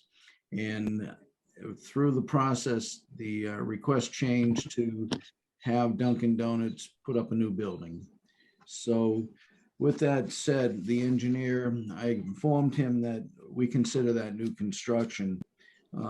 But in Title V, and I spoke with Claire Golden today, Title V would consider demolition of a building that has the needed flow for the new building to not be considered new construction. We also define demolition and reconstruction as well. One is there can't be an increase in design flow, which they're not, I don't believe they're planning, but that would have to be one of the criteria from the existing building. So they would have to be careful on that. And that the septic system receives a certificate of compliance within the last 2 years or 3 years. Well, unfortunately, this septic system received well, they never got to a certificate, but they finished the system back in around 1998. And with that said, that part of our requirements could not be met. But talking to the state today, they said as long as a disposal construction permit was issued, in which it was, and it was in 1997 after the code changed, that they wouldn't have a problem considering this not being defined as new construction. So with that said, I wanted to bring it to the board to make sure you're satisfied with that, because to some degree, there's one section in our regulation that doesn't complement the state Title V regulations. And the engineer's here as well, and you do have his letter in front of you. It's up to the board, but I would recommend allowing them to test out a season. Within our requirements under our septic codes, we do say you can test out of season if allowed by the board when soil testing is permitted.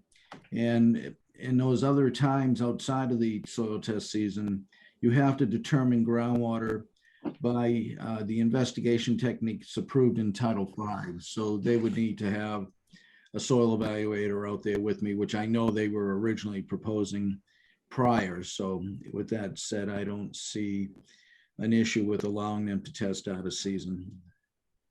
Can I just make sure I understand the proposal here? So I guess, Alex, are you proposing to just take over the space currently utilized by Dunkin' Donuts, and would you have food preparation occurring in that area, or would it simply be an expansion of, the convenience store and goods and inventory? No, Lisa, I intend to build a new shell for the Dunkin' Donuts tenant and move them from number 21 into the new number 23. No, I understand that. I'm saying, what are you going to use with the space that's no longer being utilized? Well, to some extent, it's up in the air because I don't know if it's relevant to this conversation, but one of the things that I badly want to do is to create as much public restroom access as I can in number 21. Mm-hmm. And part of the spinning, Lisa, I haven't spent money on the plans in 21 yet because all this is still theoretical until I get all the approvals to move Dunkin' Donuts. But one thing I think common sense and my strong desire is to take some space to expand and create, if I need to, 2 bathrooms, one for men, one for women, both handicap capable.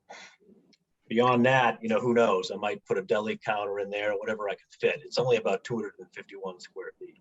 Yeah, no, that's why I was asking that though, because the whole food preparation and things. So I was just, this is. Yeah, no, it's a really good question. It's set up for food now. One thing that common sense is I certainly wouldn't put any more demands on the system now than there are now. Okay, and then I guess my second question. Is the Dunkin' Donuts just gonna, right now it's only drive-through. There's not really sit down counter for the Dunkin' Donuts. So if they knock down the current beauty parlor and they build a new building, is the intent that it would remain just a drive-through, or would it be a drive-through plus, seating and dine in? Do you know? I do. I can send you a floor plan. It's been improved since I had it drawn, but very strong desire stated in the planning board's master plan to, have coffee shop with sit down and public access restrooms. So in the approval I got from the Historic District Commission in concert with the planning board, we've got the drive-through, but we have walk-in counter 2 tables, 6 seats, and a restroom accessible to all comers. Thanks for the clarification. And Mark, have you had the opportunity to calculate out what, according to the Mass DEP charts on flows for all of this, including restrooms that would be used by the public? And would it only be patrons of the Dunkin' Donuts, or could there be more people using it? And how does that affect design flow? And that's a good question, Daryl, and I have not yet had a chance to do any of those calculations. If the plan does get submitted, that would be the first thing I will do, is determine the design flow of that building for the septic system. Okay, and then, right, and it would have to be, so both buildings are going to be feeding into one septic system. And is it being replaced because it's in failure, or there's some expansion being Well, considered? Daryl, if I may, I mean, I'm permitted now for a hair salon, which puts significantly more demand on both septic and a well than a food establishment does. So that my plan actually intends to put less demand than I'm currently permitted for. And to answer the second question, no, we're not in failure. It's fully operable, but I just set out with my engineer, going back quite some time. Look, if we're going to spend $500,000 on building a new shell for Dunkin', it's exactly the right time to think about, okay, let's consider a Presby system that's been functioning since 2007. It's probably time to bring it up to par. And we'll find out when we do a soil test, I guess. I don't know. Well, so I'm not sure about the difference in demand from a beauty salon versus preparing a lot of beverages that people are going to take away in the water use there, because what we see with the beauty salon elsewhere in town is that there's a tight tank, and so that manages some of the wastewater differently than the water. So and I've had a tight tank for my my distinction is simply we're permitted for a greater demand than we intend to put on it. And I have a Dunkin' Donuts now on the same, both buildings share the same septic now and have forever. Well, since we give the permit, it really depends on what the calculations come out to be. I can't say that without pen and paper and the charts in front of us and all the rest. So I guess, but if your engineer has already calculated that, that's good, but we'll have to have confirmation too. But I guess for this one, what we're basically saying, like for this portion of the consideration, it really comes down to if it's lost flow, which is the current working set of facts, then it sounds like what Mark is saying is from Claire, that would allow out of season testing in this particular circumstance. I think that where that colors it is if in fact down the line we come back and it is not that circumstance where it's like, oh, actually it turns out we need more flow, then the fact that the current state is not correct would be problematic in there, because that wouldn't have been a permitted use of out of season testing, and that could kind of throw a hitch in things. And so we want that to be disclosed. But given what you described, Alex, it seems like that should hopefully be a non-issue. One follow-up question I have for Mark and Ellen is, if we're putting in a Presby system, that typically has been when we're replacing a failed system and need variances, which we would typically not do for a functioning system. Like, I think part of the basis for granting variances for things that are outside of the scope of our regulations is to replace a failed system, but I'm not sure if I'm remembering that correctly, and that's just the most common use case for residential patterns of use. But I guess, Mark, can you comment on that for our— Sure. Well, and so the soil testing that's being requested would be to replace the existing septic system. That soil testing we're doing will not indicate if the system has failed or not. But it's been indicated by the owner the system's not in failure. But I'm not for sure when he noted that our soil testing may show us that the system's in failure. We're not planning to test within any area close to the leaching field because we could damage it. So our testing is only to evaluate the soil to see if a septic system can be replaced wherever they are planning to replace this septic system. So I guess to put my question, I didn't phrase it very well. I have not seen, I don't recall us granting variances for systems that are not in failure. Is that because it's just the use case that we've seen for residential use, or is that because the pattern for the board is not to grant variances for a If I functioning? may, Yeah. if I may, good evening, everybody. Sorry, Alex is doing a great job of presenting for me. My name's Matt Bombasi. I'm with Boulder. We're the civil engineers for Alex. I think the reason you probably don't see that all that often is I can't think of another case where an owner has come in to replace a system that hasn't failed. It's usually that failure that would prompt someone to come in. And in this case, Alex has a project going on. He wants to improve his system. As far as the Presbys go, there's an existing Presby out there. Our initial look at it is we'd prefer to go with a stone trench system. There seems to be a good depth to groundwater pending our soil testing, and just that's the more recommended system for a commercial use through the EPA or through Title V. But I think just to answer your question, I think it's probably pretty unlikely you've had someone come in to replace a system that didn't fail the Title V inspection. Well, so I think the point I sort of was trying to get at there was that, you know, part of the logic of why is it appropriate to grant a variance is based on the fact that the system isn't functioning. And so that's why you would say, hey, it's reasonable to bypass local regulations to do something different because we're starting from a place of failure. Where if we're starting from a place of function, I think the basis for why would one grant a variance becomes much more subtle to me. And that's kind of my question for Mark is that something that we have done in the past, you know, where somebody's saying we're building a replacement, the system's not in failure, but we're going to tear down this house and put a new house in, and we want to site it where the system is, for example. Have we had those scenarios? Or This scenario is unique. I think it will be the first that we've seen where someone's replacing a septic system for a different style that's not in failure. As it relates to the variances, it will be something we'll have to address and determine if the present system received less waivers from the new system. But unfortunately, we're going down a new road.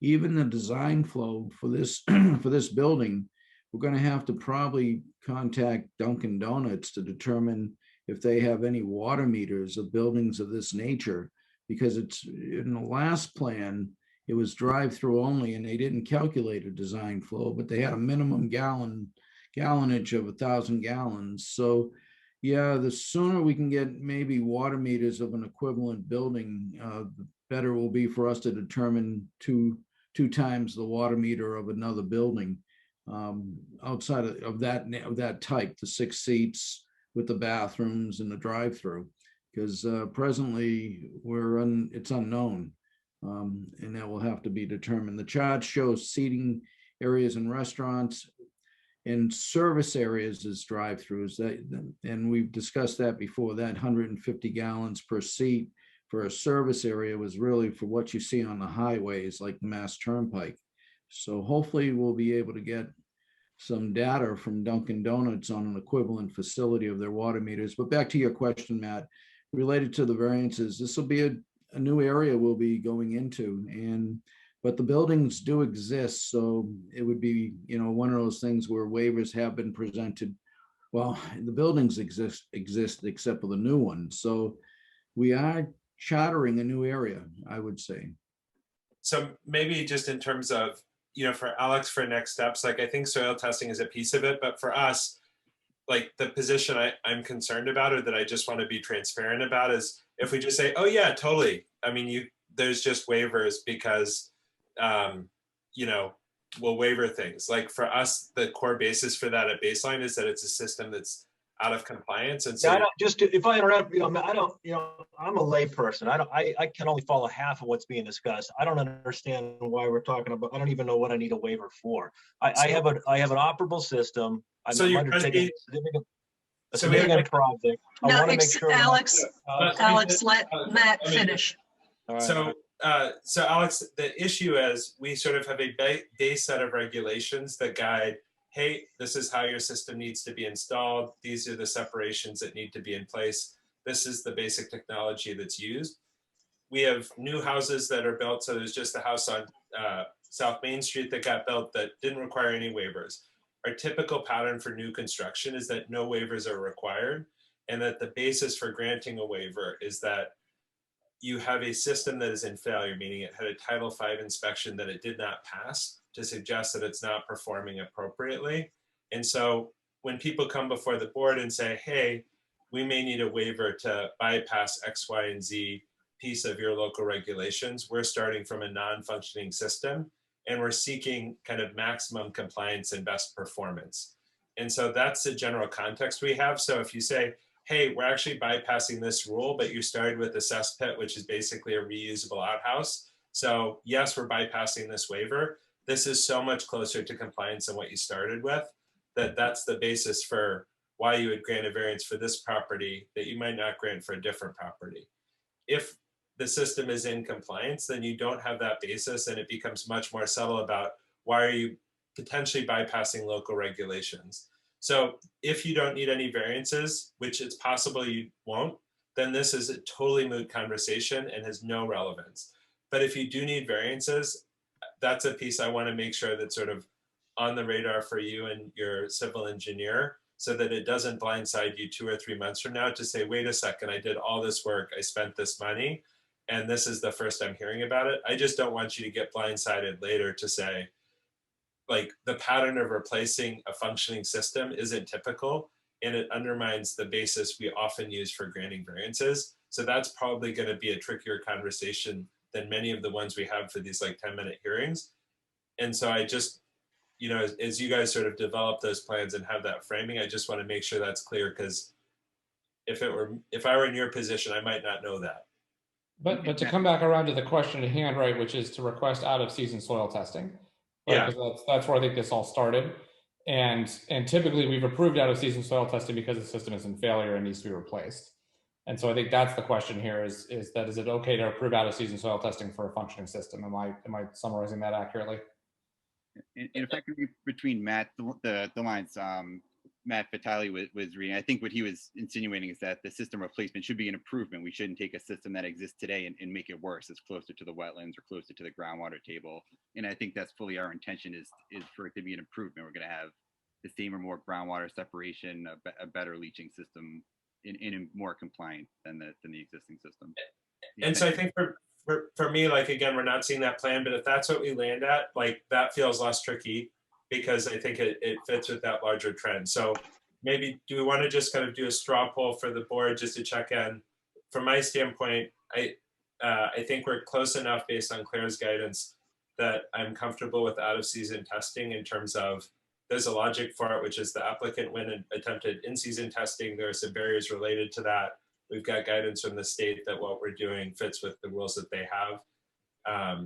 It sort of passes the gut check for me. Where are others at on that question? Yeah, I think So, no, go ahead, Matt. I was just gonna say that the guidance from the state is helpful here. And I think that given that, I'm also okay with it. Go ahead. So I'm always concerned about what unintended consequences this might have in terms of under this circumstance, we've allowed something. We have a reason for in-season testing. It's because over all the years, when people do out-of-season testing, sometimes the results aren't as good and they're surprised later on, and it causes more trouble than it's worth, because it's upsetting and it derails plans and requires going back to the drawing board. So can I get comment? I don't want to interrupt you. I'm almost done. I'm just trying to figure out. Sorry. So it is encouraging, though, that the state provided this guidance on this. And then the question becomes, how can we structure this enough so it doesn't just open up the door for any new system testing out of season again, because it leads to other problems. And this is unusual to have just merely an improvement, but how are we guaranteed that when the testing is done, there will be no fewer variances, and hopefully there will be less than were required on the prior system, perhaps, and that it's a clear improvement. Hard to know now because we don't really have anything in front of us about what's coming because they can't do it until they do the testing. So we're in a catch-22 a bit on that. I would want to get more information before we, because there are so many variables that we really don't know, and this wouldn't be an issue if this area of town were not a area that had so many problems in the past. There, many of the neighbors have been having difficulties for multiple reasons. We can't control the topography and the high groundwater. And so can you reiterate what Claire Golden said? Sure, Rebecca. So if we're looking strictly at the state code, which Claire represents, and they're looking at demolishing a building and rebuilding it with the same or less flow, then the state would not consider that new construction. But when we look at our local regulations, one of the dilemmas here is we do not allow demolition and reconstruction of existing structures if the certificate is more than 2 to 3 years old, depending on the circumstances. Here, the certificate's older than 3 years old, and when it would have been issued. So with that said, that's the dilemma. There's a little conflict with what we require under the definition of demolition than what the state notes under the definition of demolition for the full purpose of new construction. Yeah, but I mean, Claire Golden understands that Sherborn, we are not, the only reason that it's coming before us is because we have a completely different circumstance than 98% of Massachusetts, who have water supplies that are coming from faraway places that are much more safe than the 10 feet away in the wetlands. And so there's nowhere for the sewage to go. So it would be a disaster if I would think that it would be beneficial for the Weatheralls and for every person involved on the business end to have the most accurate data if you're investing money in this project, because there's nothing worse than investing a lot of time and energy into something and then have it completely fail without a backup plan. And if we don't have reliable data and then we have an unintended consequence, it's not only a problem for them, it's a problem, for, Roses and the Heritage and all the other people who have proximal wells and septic systems. And so, I would love to be able to say yes, because it sounds like a great idea and many people are going to benefit. I'm just not, I'm approximate well and septic. Does that apply in my case? I'm not sure why that's a relevant topic here. You know what, if we could just, if it's okay, Alex, if the board could just try to get through, like, what are the pros and cons of this in terms of, we always try and apply our regulations as evenly and fairly and consistently as we can. And this is a departure. And but so I think, I understand you have a question. I'm just saying, I need to be able to talk with the board and get through this, like, what does it mean? And then we will be happy to address your questions. But I just want to think about what implications it has for us as trying to, as I said, be consistent throughout what we do. Or not do something that is going to set a precedent that then gets really difficult for us to manage at some other point and causes problems. Could I ask just one question? Could I ask another question? Alex, Alex, you can. We just have, we have to be able to let everybody on the board say their bit, and then we're totally happy to bring it back to you. But I think Rebecca and Daryl just need to finish up, and then we'll definitely tag you back in. But I think this is important, at least from a layperson's perspective, because we had Mark Oram and Scott Septic poised to do soil tests, and this was during a period of time when we didn't have a conservation agent, so we didn't get at the last minute. We got that waved off. I mean, so So if now I'm out of season or what have you, it just seems you know, I think if there's a catch-22, it's falling on me. So I understand that that may be the kind of thing that we can use to describe this as a unique situation, but that's what I want us to finish discussing.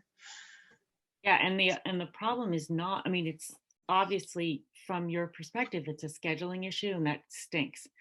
But the calculation of, you know, the sort of the reliability of the information that you're using to be able to have a system that works and comply with the laws and protect your interests as well as your abutters who are not protected statutorily, as well as they're not regulated, but they're also not protected. And so, you know, this not only protects you in having a good plan, but it also protects you legally from liability that you wouldn't want to have.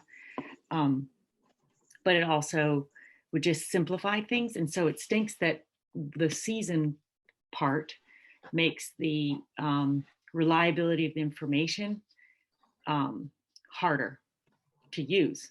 I mean, I didn't say that well. Because the information becomes less reliable, it's harder to make calculations that sort of pertain to all the decisions that need to be made. So I guess to follow up, like, I think it's really important to say there's a sequence of steps here.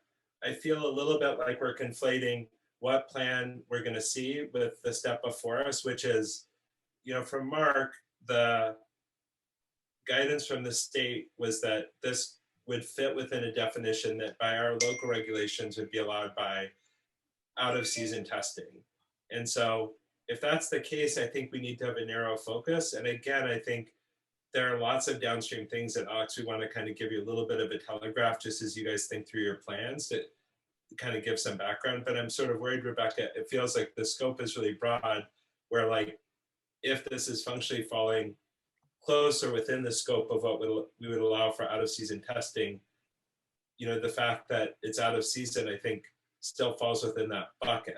I think for us, the opportunity to make sure that we're providing a system that's compliant and that provides safety to abutters is really when we're saying, here's the plan, here's what that entails. I think your point is that there's some decrement in the quality of information by using a modified testing strategy. I think what we have to answer is the benefit of that difference so great that, you know, asking the applicant to essentially lose a building season is warranted.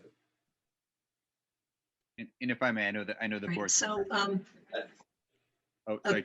couple other things on that is I think it's probable that the system that's there now was built in a significant amount of fill because it's so close to a wetlands and given the slopes. I'm not positive, but Mark, I don't know if you were saying that you thought that might be what the prior system was built in. So in a way, we're not even testing in a normally naturally deposited soils that we typically encounter around town. So it's kind of a peculiar situation in that respect. I do think in some ways that the delay on the side of the town is somewhat compelling, but this is what it means to be in a small town that's run by volunteers. And I know that my clients always behave differently when they're in that situation in terms of planning. They just recognize that it's going to be a different animal than other locations. So I'm kind of two minds of, you know, is a weekly too much? Is it a month? Is it a day? It's again that slippery slope. And I only say this after years and years of being on the board where we do something or someone has done something in the past, and then you get situations that come along that you think, oh, we did not mean for this to apply in this case, but in a way we didn't define it well enough. Like, Daryl, I'd push back a little bit because I think the question is like, what did Alex need to do differently to have this project work? right? Like there was no piece that was in his control in terms of, like he had a plan, he had it scheduled, and then there was an issue on the town being able to provide the service. Like as an applicant, I don't see what else he could have done to avoid this. Right, Like, no, and that stinks. But No, did but But in the end, conservation people have the exceed the number problem. of, did conservation exceed the number of days that they had by law to review it? But- Or not? I don't know. But I guess for me, like, it's just a question of like, if somebody was reasonably acting in good faith and saying, I'm trying to do the testing, I've got it arranged, and then we can't provide the conservation agent that's part of that. It certainly, if it's like, this is scheduled an hour ahead of time or some arbitrarily short notice, to me that holds weight. But I think otherwise, it sort of feels like the applicant in good faith came and said, hey, this is what I'd like to do. We got it set up, then we couldn't give the people to do it. And it doesn't, like for me, it feels problematic to say, we will still have an opportunity to review the data. We'll have an opportunity to review the plan. For me, the kind of, it feels like such a gate point to stop the testing, because it essentially leaves the applicant unable to do anything else this building season. And that feels excessive if there's nothing he could have done to make it work different in this sort of April timeframe. Like to me, that feels. All right, so. Well, and if I can just note one thing, Daryl, as you go through the letter at the base of it, you'll find it does say that at this point, which will make it unique, that they're just trying to confirm the previous soil testing completed by the engineer.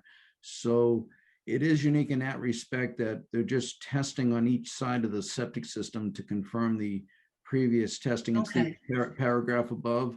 That may be one of the opportunities. I think it's up on the first page, bottom paragraph. That might be the opportunity where it's unique to itself. They're just trying to confirm the soil testing done in 2007 prior to designing. So we will have testing in season. It will be coming from 2007, and they're just trying to confirm it. So that may be a helpful part. Yeah, and Yeah, what did, I like what did he that. say- And what did he say about the lack of a conservation agent? What was that? Could you clarify what that problem was? I know it's total, I feel really terrible that this happened, and that's why I was trying to understand what happened. Sorry, are you asking me? Yeah, what happened with the conservation agent? Well, I'd be more comfortable for my engineer to answer it, but basically we took, we didn't have a conservation agent. Look, my engineer's not from here, and understanding the uniqueness of the Sherborn water table and the regulations and so on and so forth. But fundamentally, I mean, we had just under 5 weeks between the time we first reached out to conservation to try to get a determination or an affirmation from the conservation agent that we could get a permit to do the soil testing. And on the day that the soil testing was to take place, about 2:30 in the afternoon, we had Mark Oram and Scott Septic and their heavy duty equipment at the site ready to go. And somebody from the town conservation ran over and said, no, you can't do it. And I don't, it's no one's at fault. I mean, we just didn't know, and we were largely didn't know because we didn't have a conservation agent to answer the question. So it's, I think Matt's right. It's a bit of an unfortunate confluence of events. All I want to do is I want to build a good building, and if I need to improve my current system, time is money, and this is hard. Yeah. It seems to me that so I would like to go back to Mark's concept of it's confirming. And I'd also like to tie this to the idea that it's pursuant to a replacement upgrade, presumably, but I guess there's no guarantee it will end up being an upgrade. But something that it's not new construction is, I think, something I'd like to stay away from, viewing this as new construction. And Mark, from the guidance that you got from Mass DEP, they would not consider this new construction. Is that correct? That is correct. And no increase in design flow. Yeah, they consider it, the demolition is noted under the new construction definition. And they don't, that what they note is that new construction is not considered demolition for a building. And Matt put it in his letter at the upper part, in the definitions in there, after March of 1995, if it was there prior to March 95, which the building was. So, but the issue is, I talked with the state today about is there's a conflict with what we consider demolition and what the state considers demolition. Okay, so now there are 4 conditions I could see. One, Matt just mentioned about the no increase in design flow, replacement, not new construction, confirmatory testing, and then the last one was the date in which the last system was put in. We're not talking about a 1950s. Well, actually, we'd want an improvement on that, so maybe that's not such an argument. But in terms of confirmatory testing, maybe it is. Yeah, I like it for confirmatory testing, because if you're saying this is what this, you know, what the soil was in the Kennedy years, that feels a little bit different than, you know, 10 to 15 years ago in terms of confirmatory testing. I'd say, Daryl, I think that passes the gut test for me. I mean, do we want to? That I'm more comfortable with, because without knowing when Concom received the request and how many days, if they have 45 days to turn it around and they got it the last week in March, then it's not beyond the window that they had. So since we don't know that, I would rather not have that be a reasoning, again, because I think that's just kind of a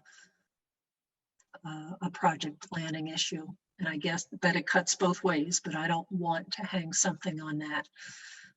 Because we get 45 days, right? So if someone gives us something and they have some other plan and that interferes with another department, but we need the 45 days because of workload or some other reason, or complications or revisions needed and deficiency letters, then that's,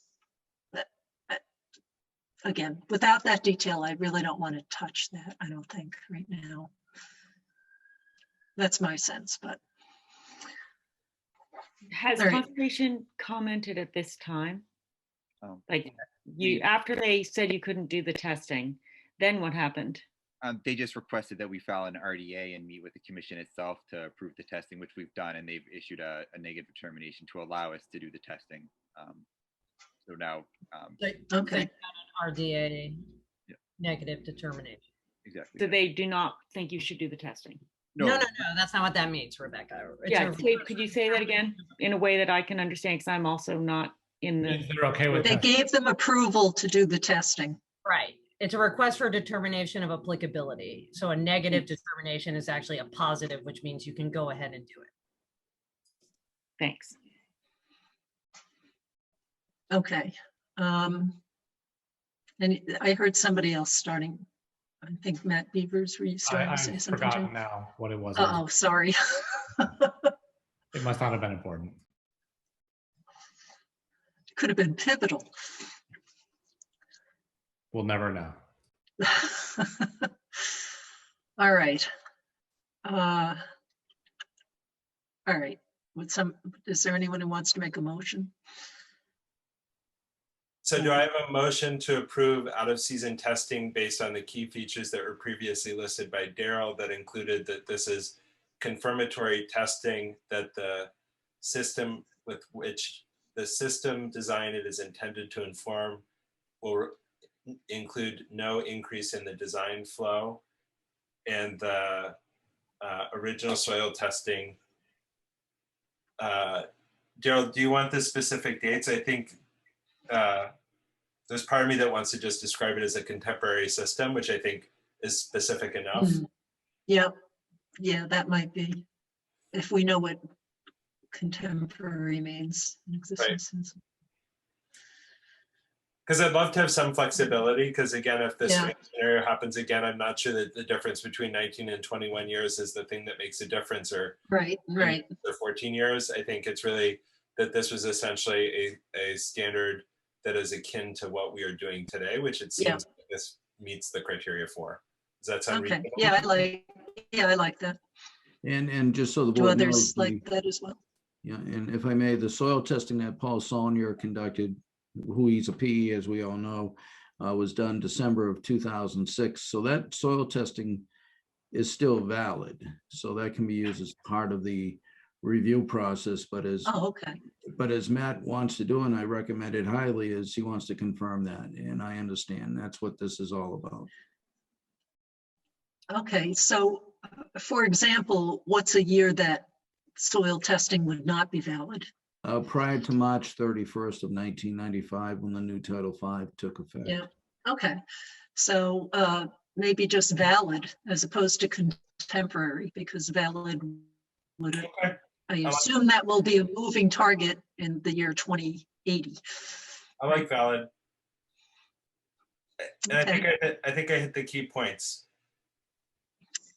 Yeah, okay. Anybody have anything else?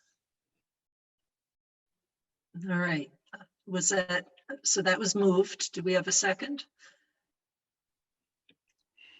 Seconded. Okay, any other discussion? Okay, Daryl, aye. Matt Beavers, aye. Lisa, I. I will abstain. Matt Vitale, aye. Okay. All right. And Matt B and Alex, do you guys feel like you've got what you need from us in terms of doing your next steps? Yeah, we do. I think it, your guidance was pretty clear. Obviously, we got a system that's there now. If we come in with a proposed design that's worse than the existing system, I don't think that'll be seen very favorably, and we definitely intend not to do that. Oh, and I just have a question in terms of when Mark was talking about getting data from other Dunkin' Donuts. So is this going to be a standard Dunkin' Donuts building, or? No, not by any means. It's going to have a couple seats in it. I think 6 total, because I believe through Alex's coordination with the planning board, they had requested that, but certainly not a standard Dunkin' Donuts in their typical program or their typical size or anything like that. It's primarily a drive-through still, just with a couple seats for the planning board's request. Okay. All right, and then as you move along, certainly circle back with Mark in terms of that, the calculations of flow. Yeah, and that was a good question. What I That'll would, be, yeah, and Yeah. I'm sorry, Daryl. I'd suggest, Matt, that maybe see if there are any, call Dunkin' Donuts, see if they have anything like this somewhere. I know it is unique because it's only got 6 seats, but maybe they have something out there that's close to it. Yeah, I'm sure we can find some data to help support the Title V calcs.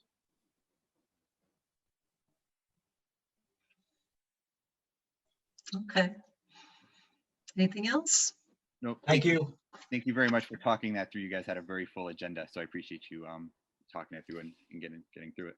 Matt, reach out to me as soon as you can so we can set up the testing. I am available next week if you want to try to put it in next week. That's great. Thanks, Mark. We really appreciate it. Night, guys. Have a good night. Okay, and is Dan still here? Sorry, I didn't think that would take that long. Yes, Maybe I'm we still should here. have. Okay, 4 minutes. So The 35 Great Rock. The 1987 minutes were my favorite thing ever. Yeah, they were Yes. pretty great. It's quite a tale. It's what not to do. I'd like to I also don't know if even I know. can be an engineer due to my extensive knowledge of the land. That was my favorite part. Yeah, or I got letters, but I did something else because I didn't understand them. That was my favorite part. I feel like that works with the IRS. No, I think it speaks to why contemporary is important, because I think there was another day and age and sort of what this looked like, and I'm glad we're not there. Yep. All right, I'm not sure which of the things to open up first. I'm seeing gray. I see Yeah, 35 that's Great because Rock I Road. haven't chosen a file to open yet. Oh, I- I'd suggest 35 Great Rock Road. I know, but there are 9 files. Plan, do we need the background information, or people Yeah, have been if using you can themselves find it. bad enough? So final grade as built, but that's. Is this just for a well deepening? I guess I'm confused what we need to get into a nitty gritty discussion if there's no. Oh, yeah, Yeah, it's a little bit it's more. because the, let me do this one. I think this is the one that might illustrate. Maybe not. All right, if this is roughly correct, I'll just use this. Maybe another one's better. I felt like there was something more clear, but in any case, if this is the existing well, and this is the system that was ultimately put in, and you can, of course, see the distance here. They have it as 100 feet. It wasn't 100 feet. They made an error. It was 86 feet. And I don't know if the homeowners. Right? Is that what you're saying? To the existing well? Yeah, to the existing well. Okay. And so that would have required even a variance to state regulations. And so since this measurement was done incorrectly, and it's been confirmed, could have let just Dan McIntyre explain this, but the issue is, so there's a new homeowner, had nothing to do with this, and this has come to light that through Dan's work, that's not the correct measurement. Right, so the buyers of this property, prior to closing, they had the well tested for flow. And the pump company that did that, I think, scared the homeowners a little bit, saying that, it doesn't really have that great of a flow. It never dried up to anyone's knowledge. But the new homeowners coming from town water and not having on a well before were nervous, and they wanted to try to improve the well to get better flow so they wouldn't have a problem in the future. So the well company said, well, you've got to go to the Board of Health, and you got to have a plan that shows the well location respective to the adjacent septic systems and the current septic systems. So the well was actually buried. No one, it's not an exposed well. No one really knew where it was. So we asked the well company to do some research and dig some holes and actually find it.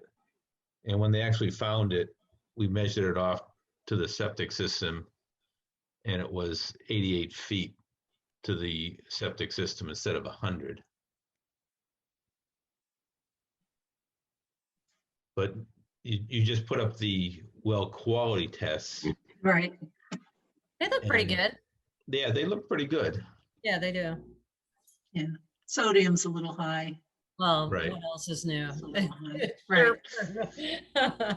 Yeah, that's not really, but everything else looks pretty decent. And the nitrite, that's what I would be concerned about with proximity. Yeah. I know, I was actually surprised by this. Yeah, it looks pretty good as far as, well data. Okay, so it looked good to us as well. So the homeowners, the newer homeowners would like to deepen the existing well rather than drilling a new well, because drilling a new well is, it's a risk as well. You don't know what you're going to get with respect to flow or quality.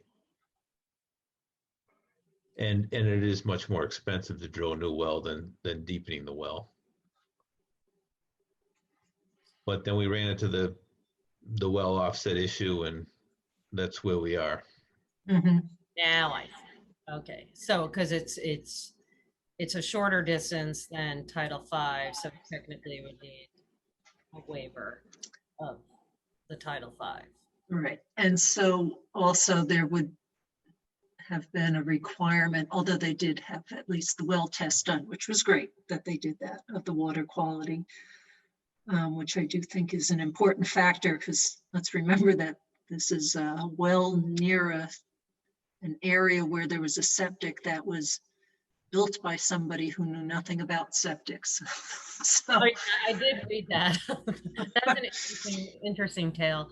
But so the good news is if the shallower existing well doesn't have any issues relative to quality, it's even less likely that a deeper well that would be technically even more remote from the shallow septic having a problem. So in terms of quality, I think that's, you know, I feel pretty good about the likelihood that it will remain very high quality, if not even improve relative to what they're seeing now. So then it becomes, how do we deal with this from a sort of legal regulatory perspective?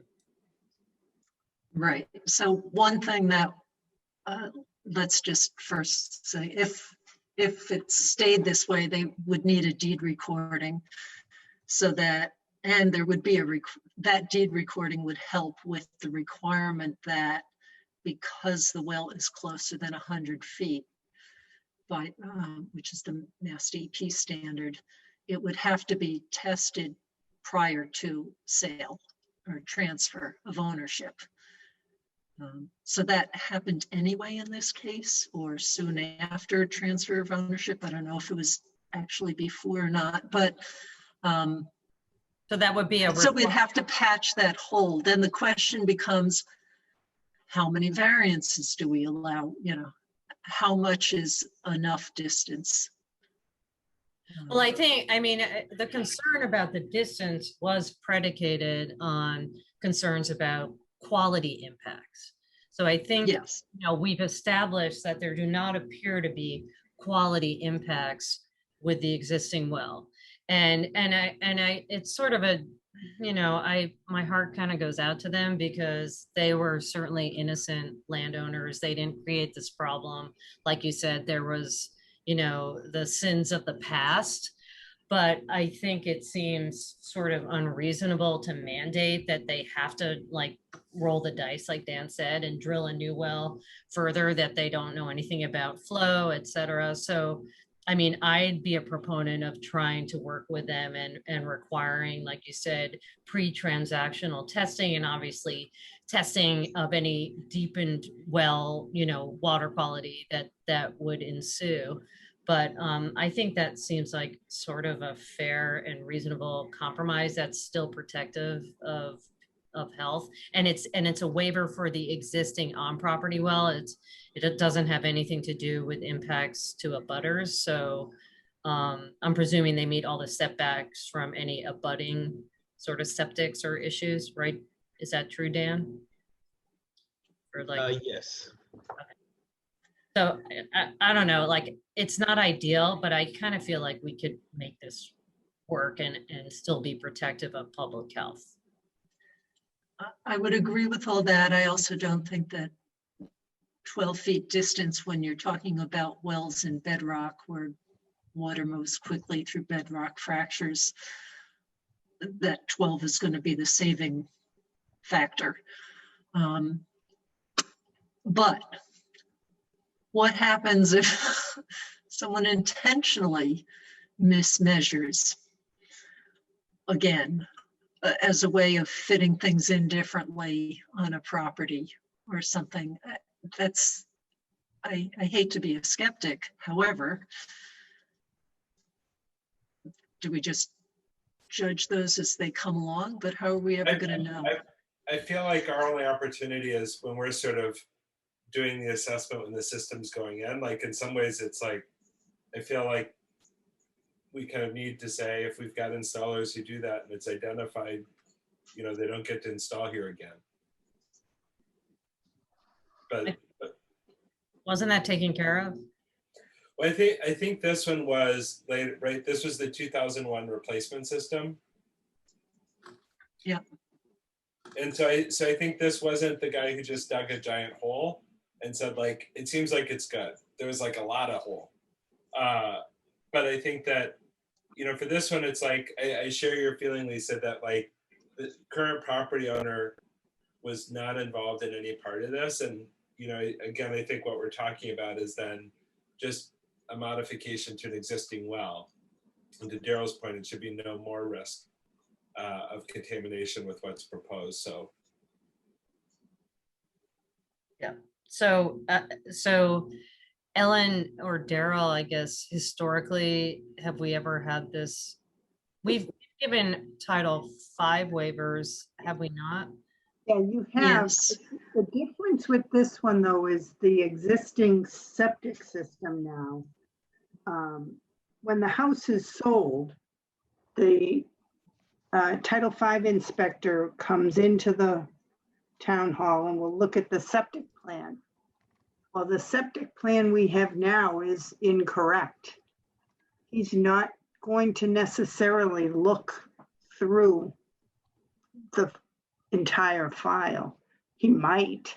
Okay, so can we require that maybe Dan update the plan as part of this in addition to requiring, you know, like the deed recording that the well be tested prior to any transaction and notification that it is? I think we should, Is that possible? we should require that someone updates it. I don't think it has to be Dan. Okay, not, It could okay. be Dan.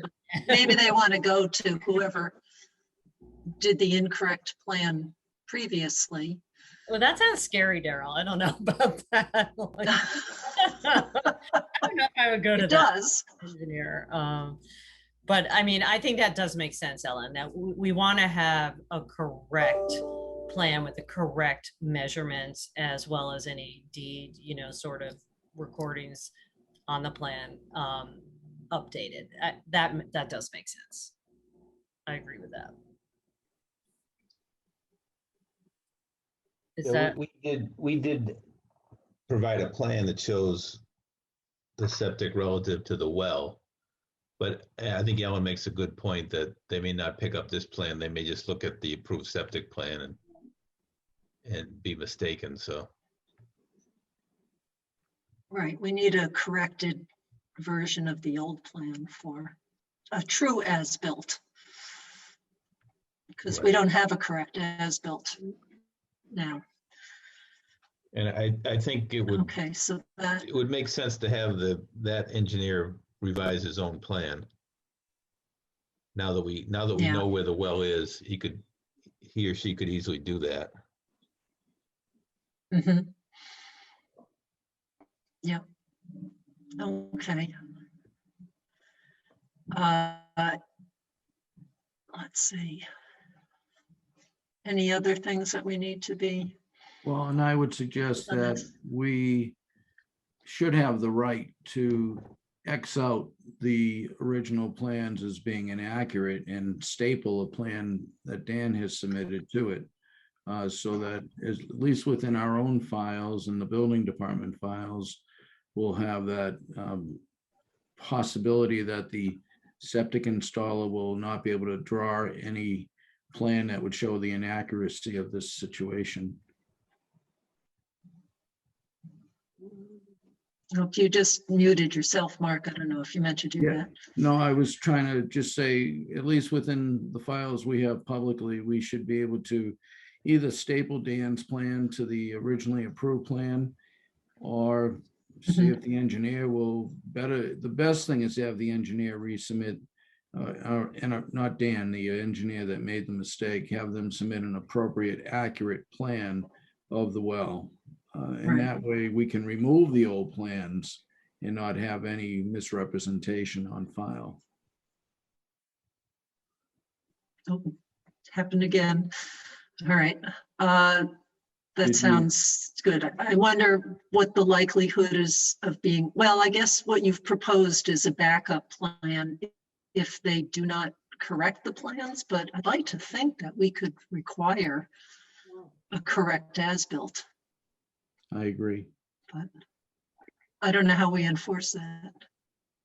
And then would you require that a variance be granted? Because they did not get a variance on the plan because they didn't ask for it because they had the distance wrong. Right. Yeah, I agree. There I needs don't know, to be. procedurally, what do you recommend, Ellen? Or are we in uncharted territory? I don't know if it would be the board or would it be the applicant that goes back to the that engineer and bring it up to them, or does the board? I think the board should do it because the applicant won't have any, I mean, if that's at least my impression, because the applicant in this case has no relationship with that Right. engineer. And so I think the board saying, hey, engineer, you know, this issue came up, but then it's also like, who pays the engineer for the time to update that plan? I think that would be the applicant. But I think we could maybe help start the conversation. I think it might just be the engineer taking that on because they didn't provide the proper plan in the first place. But anyway, I guess that's my perspective as a consultant. If I made an error, I never charge people for that. Would it go as an order to the applicant and the engineer? And then that forces them to get together. I mean, because it's been discovered that the plan is incorrect. What are the implications for the applicant if they don't adhere to the order? Yeah, I don't want to penalize them because they don't have. Well, Penalizing them. Yeah. But they own the house now, so. Mm. I mean, they will have to work with that engineer. So, I guess Yeah. we don't really have leverage, and it feels wrong to say we're not going to approve them deepening their well because some engineer they didn't hire made a mistake. yeah. Yeah, I think we're back to where we started, which is, this seems to be a workable situation with low public health risk impacts. So can we approve the well plan conditional to them working with the engineer to get a corrected septic plan? And so they would have to do that before they get. Yeah, what I would suggest is that the board approve this waiver as presented on the plan that Dan has provided and populate all our files with this new plan and the waiver, if the board so wishes to allow the 12-foot waiver, but no more than that, the 37-foot waiver, because they are seeking a new well source within 88 feet of the septic system. So that does require that they get a waiver because they shouldn't be seeking any new water source within 88 feet. It should be a minimum of 125.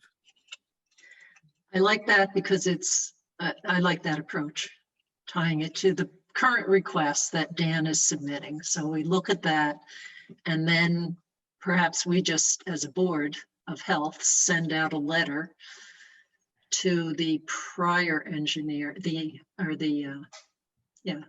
preparers of the prior incorrect as-built plan and mention that it's come to our attention that there's a distance that wasn't represented correctly, and please update the as-built plan for our files. Would that be okay with everybody?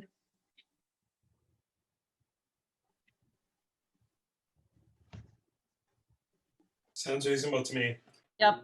So then do we have a motion to approve the variance that's being requested on the McIntyre plan? So moved. Second. Oh, sorry, I need to put a condition on that. Conditional to receipt of which way would it go? Conditional to receipt of a deed recording before we would release the plan regarding the well to septic separation. So moved. Second. And as part of that, Daryl, that's the requirement for what water quality testing prior to any transaction, right? Yeah, yeah. Right, that's what, Mark, that's what would notify the Title V inspectors? Yeah, it's built right into the requirements for Title V inspection. And on this waiver, you are reducing the distance from the 125, even though 100 feet is mentioned, because that's what originally it was thought to be, but it's truly, you're looking at a reduction of 88 feet versus the required 125 feet with the local requirement. Okay, so does that need to be modified on the plan submitted, Dan? I didn't read that detail. Dan does note the 125 in his, Okay. Yeah, in my variance letter, I think I note the 125. Okay, It's just the board's granting the distance of 88 feet versus 125 required by the local regulations. okay. All right, so I think we had moved and seconded. And we had extra discussion. All right, so, and that was variance to regulation 2, section 6.0A. So now we can vote. Daryl, aye. Matt Beavers, aye. Lisa Camp, aye. Rebecca Honeywell, out, aye. Mavic, aye.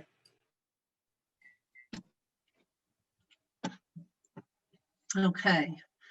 And then I hate to Ellen, you complicate can things put more, together. but should we No, also? go ahead. And I didn't submit this because I wasn't thinking about it at the time, but should we also vote on a local upgrade waiver because it's less than 100 feet? Yeah, that is correct, Dan. I wasn't thinking either. You are right, because it's also a state LUA, local upgrade approval. It's a Yeah. septic. For that, would we have to do a full variance? A septic. Well, actually, if you're locating a septic to a well, in this is different. It might be safe just to grant it, but we're not designing a septic here, nor a well. That's true. Yeah. You know, so I don't know if a local upgrade approval would be needed, but maybe just noted that well, I don't know if it's needed now that I think about it. It seems like it would be a good idea not to be silent on it, though. Because it should have happened, right? Shouldn't it have happened the last time around? I mean, this is a different situation, but Yeah, during the repair of the septic system, it should have been requested. So should the other Right. engineer request that when he does the other plan? If they ever submit a request, I mean, it would be nice and clean if they ever do, but that would be their responsibility. would it be peculiar? What if we ask that they submit a proper as-built plan with the appropriate waiver request, and we do it as a bundle? But if they don't come through with that, then we consider adding it on here? What a mess. It really is. It's almost a legal challenge because, you know, I don't know if they're going to come back. The engineer that stamped it doesn't work for them either. So I don't know if we can get that far back. Maybe we just deal with the present.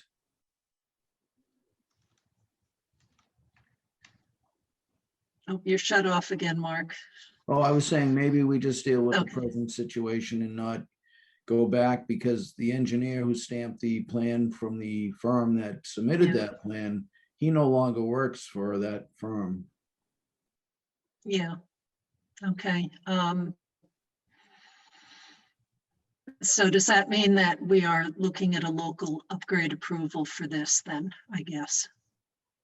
Well, you're looking at putting a well, drilling for a new Within the water- 100 feet Yeah, of the with- DEP, it seems like we should do then the local upgrade. At But some there- time, I agree. But we're not locating a septic system, we're locating a water source. So I don't believe the local upgrade approval would apply here. If you were putting if it was the other way around, we were adding on, say, to the septic or something, then a local upgrade approval could be considered at that time. But in this case, you're requesting to put a new water source within 88 feet of the septic system. And the state has, well, maybe does the state, I don't think the state, they only have draft regulations and policies. They don't have a regulation, as I believe, except for testing for bacteria. Oh, So I don't think. there's oh, anything yeah. to reference. Yep, I see what you mean. Yep. All right. How about we reserve the right that if we hear something different, we come back to this, but otherwise for now, we'll assume that what we've just I done would is wait. sufficient. Yeah, I think we should wait till we need it. Couldn't they just drill a new well in a location that meets the requirement, or at least the 100 feet, rather than drilling the existing well deeper? Well, that's where they started, but like they were saying, like, we know this well has good water quality, and so they're just rolling the dice a little bit more in terms of, like, the reason they were going to do it is because they need more flow. So I think that what Dan was saying is they felt like they were rolling the dice if they just went to some new random place and drilled a new bedrock well, whether they would actually even get better flow or not. And so they felt like it was sort of a safer bet to go to a place that they know has good water quality, but go deeper, and it should be an enhanced flow regime. I think that's what they were saying. So it's not impossible, it's just more money and a little bit more uncertain, I guess. It sort of doesn't feel fair to me to compel them to sort of say, if you want to improve your well, you have to replace it. Like, that part I struggle with. So I lean towards saying that, like, they're at no fault for this. And so what they're asking to do is to deepen their well. And so it seems like we should do that. And we just need to get the paperwork to catch up, but that they should be able to do that. I just worry about when they go to sell, what this will cause them to have to go through. It doesn't seem like it would be that onerous. It's that they have to just mandate that the well be tested before transaction, and there's, the updated plan will be there with the correct, notice, right, and deed recording. Like, I don't think the next transaction will be that complicated. I think this is the this is the complicated part, right? I think getting the deed recording is really important for notifying somebody that this is atypical. And if they want to move the well, they could do so. Hopefully. Yeah, I mean, deed recordings are just about using this, because we have right, as Ellen pointed out, the only other times that we've had this kind of less than 100-foot exception was when there really was nowhere else to put a well. So this is a little bit different, but the whole situation is different. Hopefully never to be seen again. Well, Sherborn is a tough one to find wells, because a lot of them are buried, and we've done, I think we've done 2 or 3 this year trying to dig up wells to try to figure out where they are. It's a challenge. Yeah. Okay, so I can't recall. And obviously, those are the older wells that didn't fall under any regulations when they used to bury them. Right.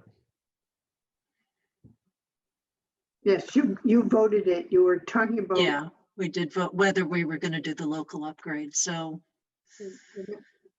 all right. So started with, will you be sending a letter to the other engineer, or? Yeah, I think we should request a corrected as-built plan and define why it needs to be corrected. I don't know if they're aware already, but. And I think it should go to the engineering firm, even if that engineer no longer works there. Yes, yeah, the engineering firm should be responsible for past work, even if the folks aren't there any longer, so.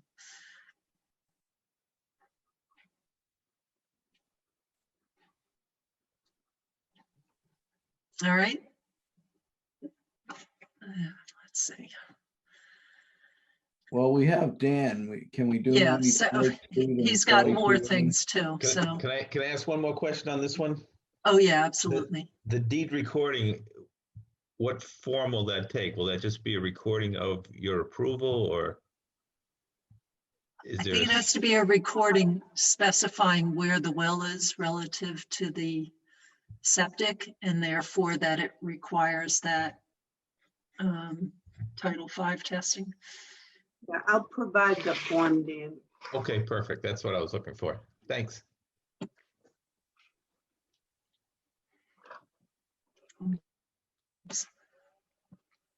And so Dan, which of your other issues would you like to talk about next? Well, the next two are easy, I think. Aren't they? Okay. We can only hope. They are. 92 Lake Street. Okay. This is a tank replacement. The board has seen this request before. The owners want to add an office on the second floor. The septic system, I'll let Dan go from here on what it was previously designed for, but we have reviewed this already. This is the septic tank replacement that would be needed, but go ahead, Dan. Yeah, we talked about this previously informally. This was a system that was designed for a very large design flow, but it was stated as 4 bedrooms on the application. The homeowners are looking to change the upstairs floor plan to enclose a sitting area to make a 5th bedroom. So we looked at the system with respect to design flows, and the existing system is more than ample to handle that. We did soil testing to confirm groundwater, and we found that with respect to groundwater and soils, the existing septic system complies with the regulations, with the exception of the size of the septic tank. So we're proposing to keep the existing septic system as is and replace the septic tank with a larger septic tank, and then call the system a 5-bedroom system.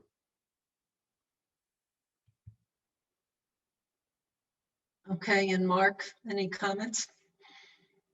The plans are ready for approval. I recommend approval of the septic tank as presented on the plan, and it also defines what the board needed for the septic design flow to be up to date under new Title V requirements. So with that said, I'd recommend approval. Okay. And for the design flow, Do we have? can I just ask you a question on the design flow? Mm-hmm. Dan, Yep. For the design flow that was sort of built large, that was with the initial installation. That wasn't a replacement system. Is that right?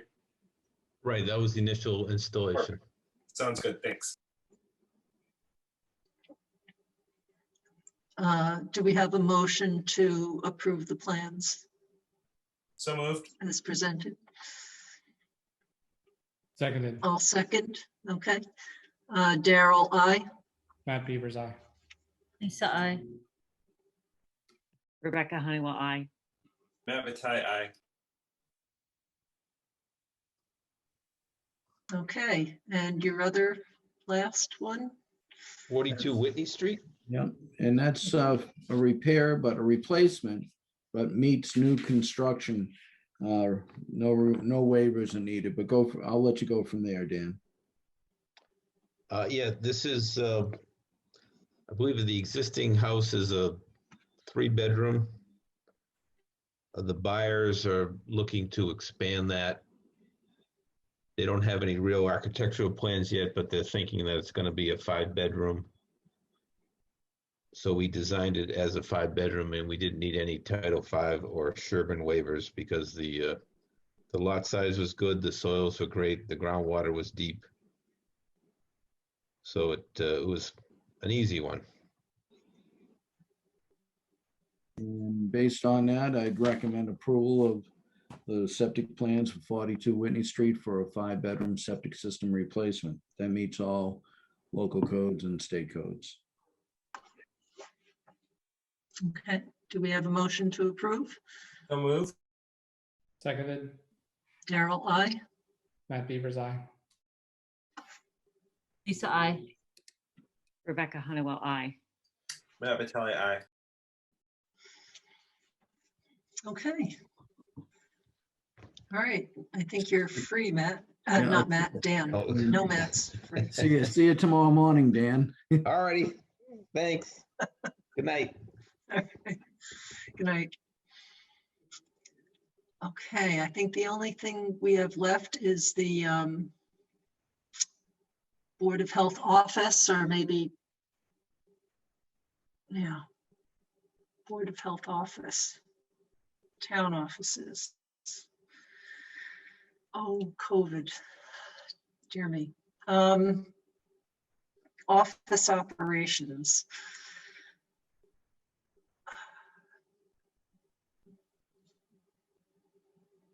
I don't know where I want to begin on this. The Board of Health office, which shares with Conservation Commission, Planning Board, and Building Department, can get very busy. And there are concerns there. I don't know if other offices have similar concerns because they're used in such a different manner than our office. And what kind of accommodations do we want to make? And I think it should be okay, at least for a transition period. It's my personal opinion, if only so that employees who are working there are comfortable with the conditions. And a lot of the other offices have fewer numbers of staff, 2 staff in the downstairs tax collector's office, for example, versus there can be 5 people at a time in the Board of Health, same office that the Board of Health is in. Also, people can stay easily for an hour in the Board of Health at times to review plans and work things out, versus other offices tend to be quick. So again, whether the risk is low now, given vaccination rates and all the rest, but it's still a different dynamic. And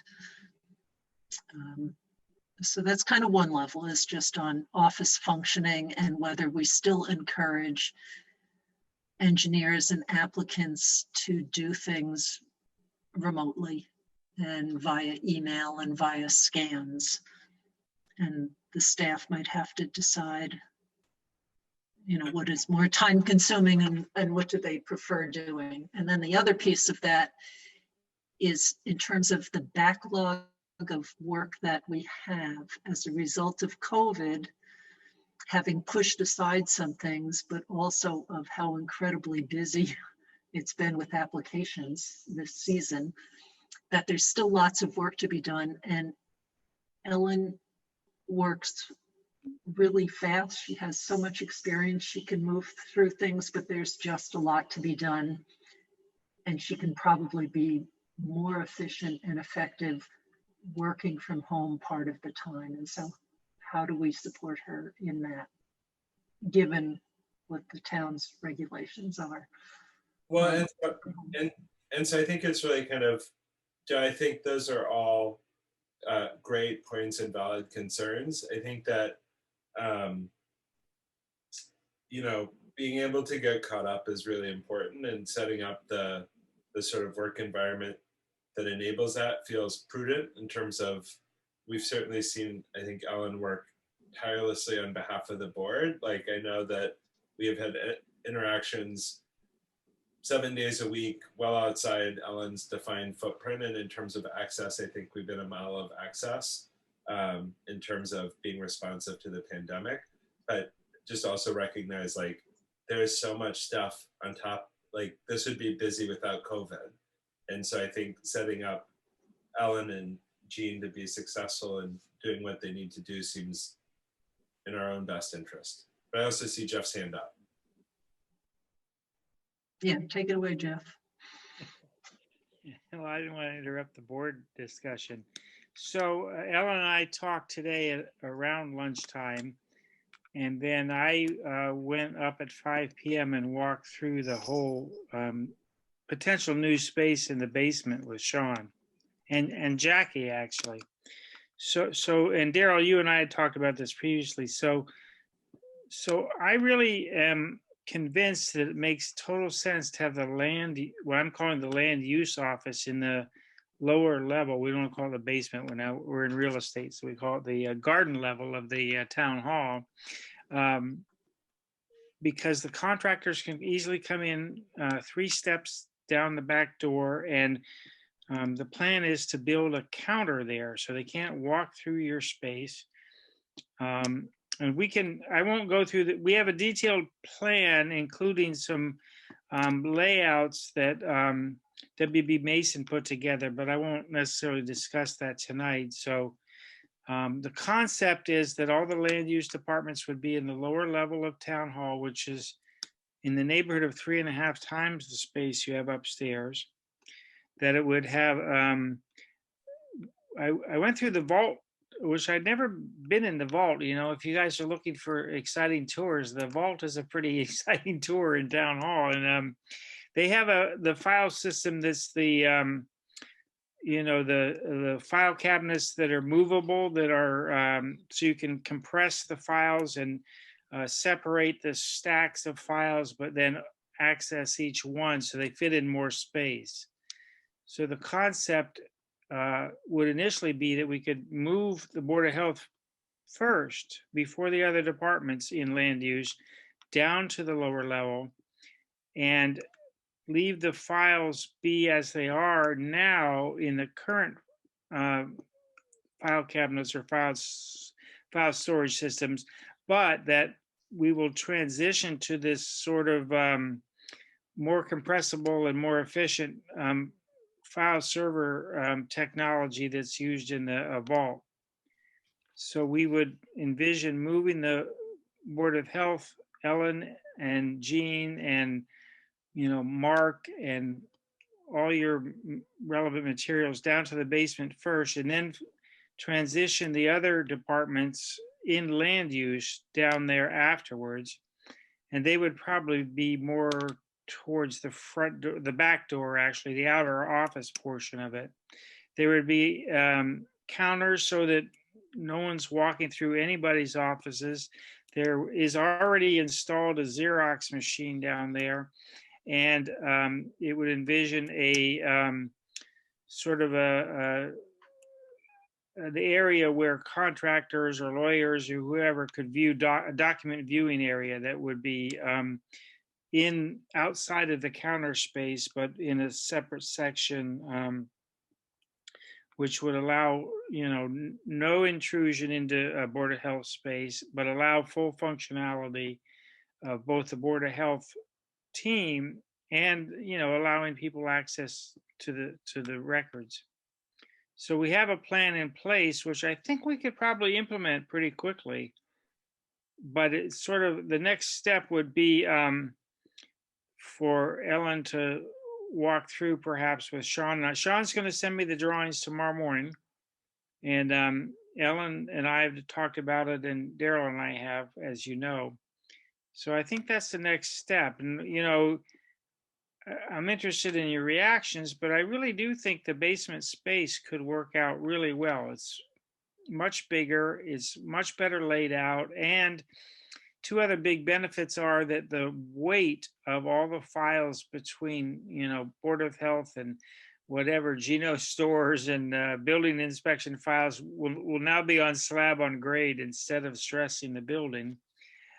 So that's a huge benefit, but also in terms of process flow, you'll have everyone in the same space, albeit spread out, that are part of the process flow for land use projects, whether it's the building inspector, the other inspectors, the planning board, conservation commission, and the Board of Health, all, within spitting distance, as they say. So I think it makes a lot of sense, but I'm looking forward to getting input from the Board of Health team.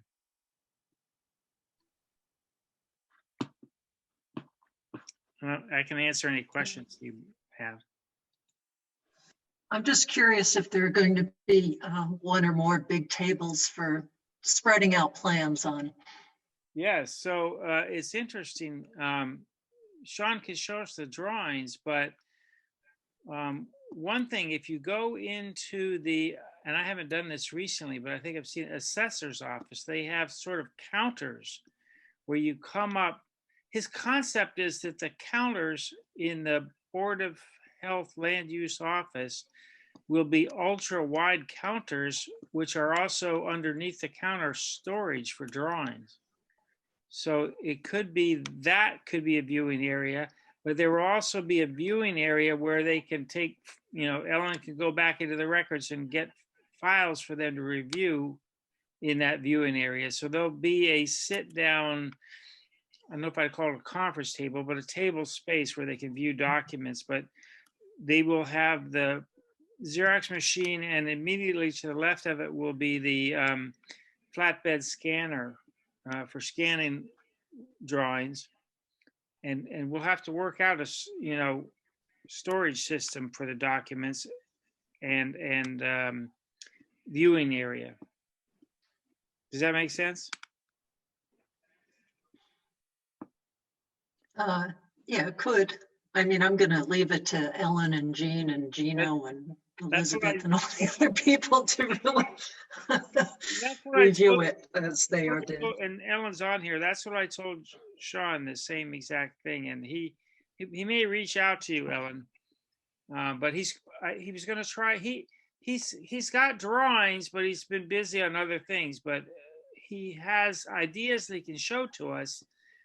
But those are just ideas, subject to the entire Ellen and Matt's back now to the Ellen's input and anyone else on the Board of Health team. We want to make the space be as effective on a personal and professional level for the Board of Health. So, and I think what we could do is cause it to happen sooner and maybe not migrate the files to the new file system, or maybe not. There's some things we could do quickly and some things we would do over time. So there's 3 rooms in this basement space, and it's around, I think, 1,550 square feet of space. So it's probably 3 or 4 times what you have. And so there's the large front room that used to be the museum. And then there's a really nice office that I don't know what it is, maybe 250 square feet behind that. And then there's a kind of a smaller room in the way back that I view as potentially Board of Health storage or file system. And it could be this sort of rolling file system that's used in the vault. So the concept is that the layout would be a large outer room where contractors would walk in and would have counters and viewing space for contractors or lawyers or whoever to sit and look at the documents. Then it would have most of the other people, whether it be planning board, Concom, or inspectors in that large outer room. And then the back office would be Board of Health entirely.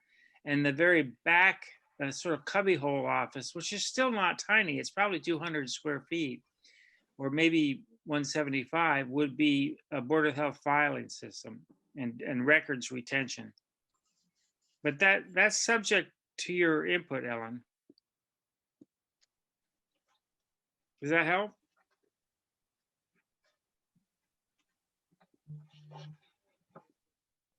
Ellen, if you're talking, we can't hear you, but. No, I didn't know who you were asking. Well, I'm not sure I'm asking you anything. I'm more alerting you that Sean and I want your input is what I'm trying to say. Yeah. Okay, well, sounds good to me that it should be coming from the users of this space. Totally, and anyone on the Board of Health is welcome to provide input, and we're happy to share the documents and walk through the space with people for ideas. And I propose to Sean that, and if I'm going to ask Eric, because he's in Framingham, but if anybody knows a very strong land use offices in other towns, we could even do a little bit of benchmarking and try and get a sense of sort of best practices, particularly if there's one that's maybe updated their infrastructure recently. Yeah, the only ones I can think of that I've seen are kind of like us. They're using older buildings and just doing the best I know Natick has layout that an they could do. integrated land use department. All their land use people are in one space in Natick, I believe. I worked in the land use department and it works out very good for the customer. The only issue you might, and that was in Ashland, you might have issues with noise. I don't Yep. know if the ceilings have been dropped enough to prevent, because you have 4 offices trying to function at the same time, possibly 8 people on the phone at the same time. So noise is one thing you really want to concentrate on. And the other item that you need to concentrate on is private space needed, private office space needed. It's very difficult to work in cubicles when the noise issue becomes an issue, or you need to talk about confidential matters sometimes. I know our public health nurse works mostly outside the office because it's more part-time, but confidential issues may come up. So those are some of the things I saw when I worked in a land use office, is those type of things, especially the dynamics. It's great for the customer, but the dynamics of the noise, hopefully there'll be some individual offices for the directors. Yeah, I'm not sure if they're individual offices, but I'd be happy to walk you through and get your input, Mark, because you would have valuable insights. I'm not sure they're individual offices, but I think it's nice because the Board of Health office is separate from all the other offices with a door. So it may, Although it could be like a quiet room if there was space, but I don't know if there's space for that. yeah, you'll have to look at it. I don't think we've addressed what Mark just said about a quiet space somewhere. And the other thing think about that. And the other thing was not having enough available space for plan review. We had a counter, like you mentioned, in Ashland that you could review right at the counter with the customer. That's excellent. Keep that concept. But Yeah. when you have 4 different agencies trying to review plans, sometimes you run out of space. I mean, we've been managing upstairs with 1 table, but if you could get like 2 larger tables with chairs, that would, I think, help with review areas, because the desk just is not clean enough to put a whole plan out to review, and our plans are pretty large. So that Yeah, would no, be- I totally get that. And like I said, this space is between 3 and 4 times the space it may not be ideal, but it's kind of like a well deepening. It's 3 or 4 times the space that you currently have. So, but I think the features and the configuration would benefit from everyone's input. Okay, so is the board generally okay with our staff continuing to work with Jeff and Sean on the space? And David. And David and Eric. Yes. Okay. Let's see, another thing a little bit Nice of you to related. get input. Absolutely. It's great. Smart too. What is your timeline? I'm sorry, Daryl, you were starting to speak, but what is your timeline? When do you? Well, it need turns out, input? I think we could move, we'll have to work through the team, but the idea is to maybe move the Board of Health first and then configure the other offices afterwards.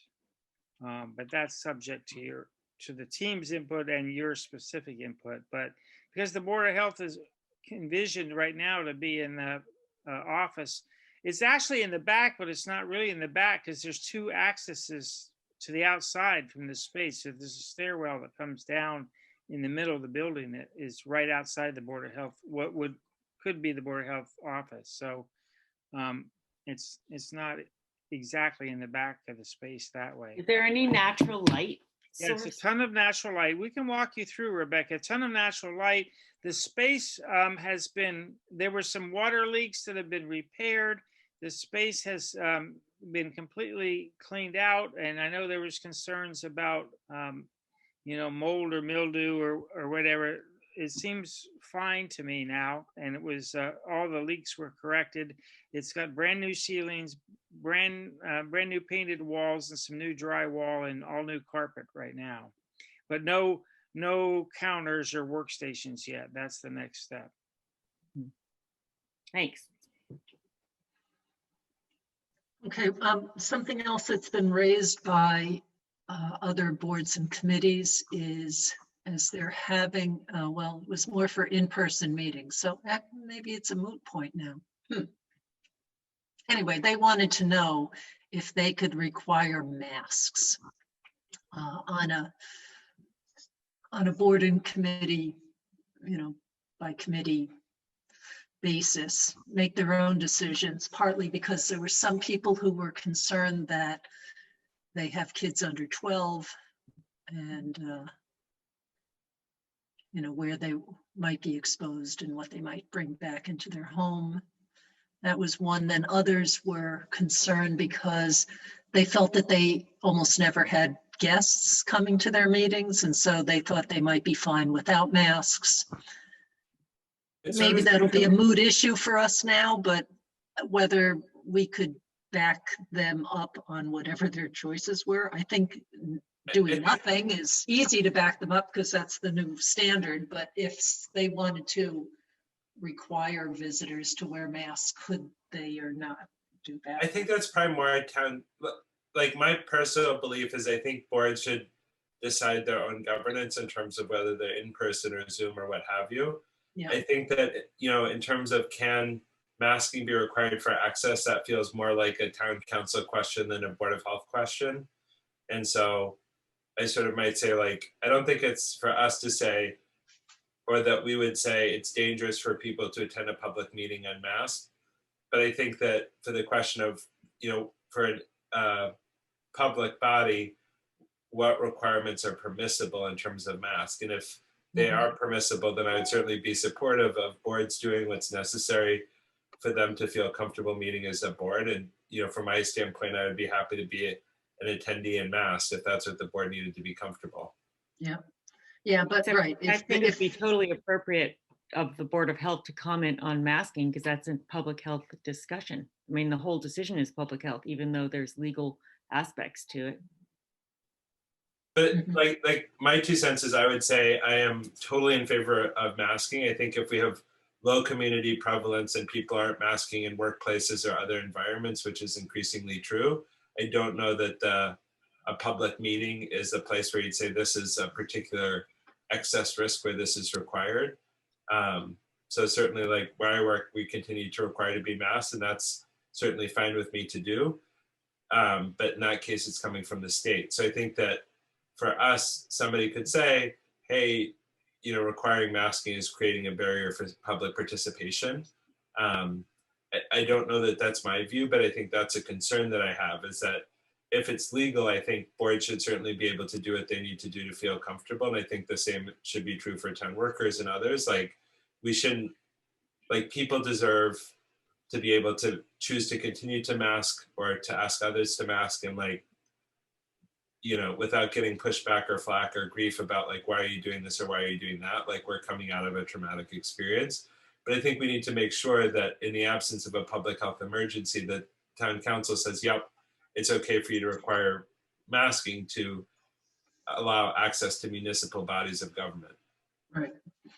Yeah, it's a little trickier, and I think maybe this will be a moot question because now people can have virtual meetings for quite a bit longer, and that would take care of that issue. Unless they really want to have in-person meetings, then it opens it back up. So, all right, so it's late. We can address that another time. Anything else for this evening, or?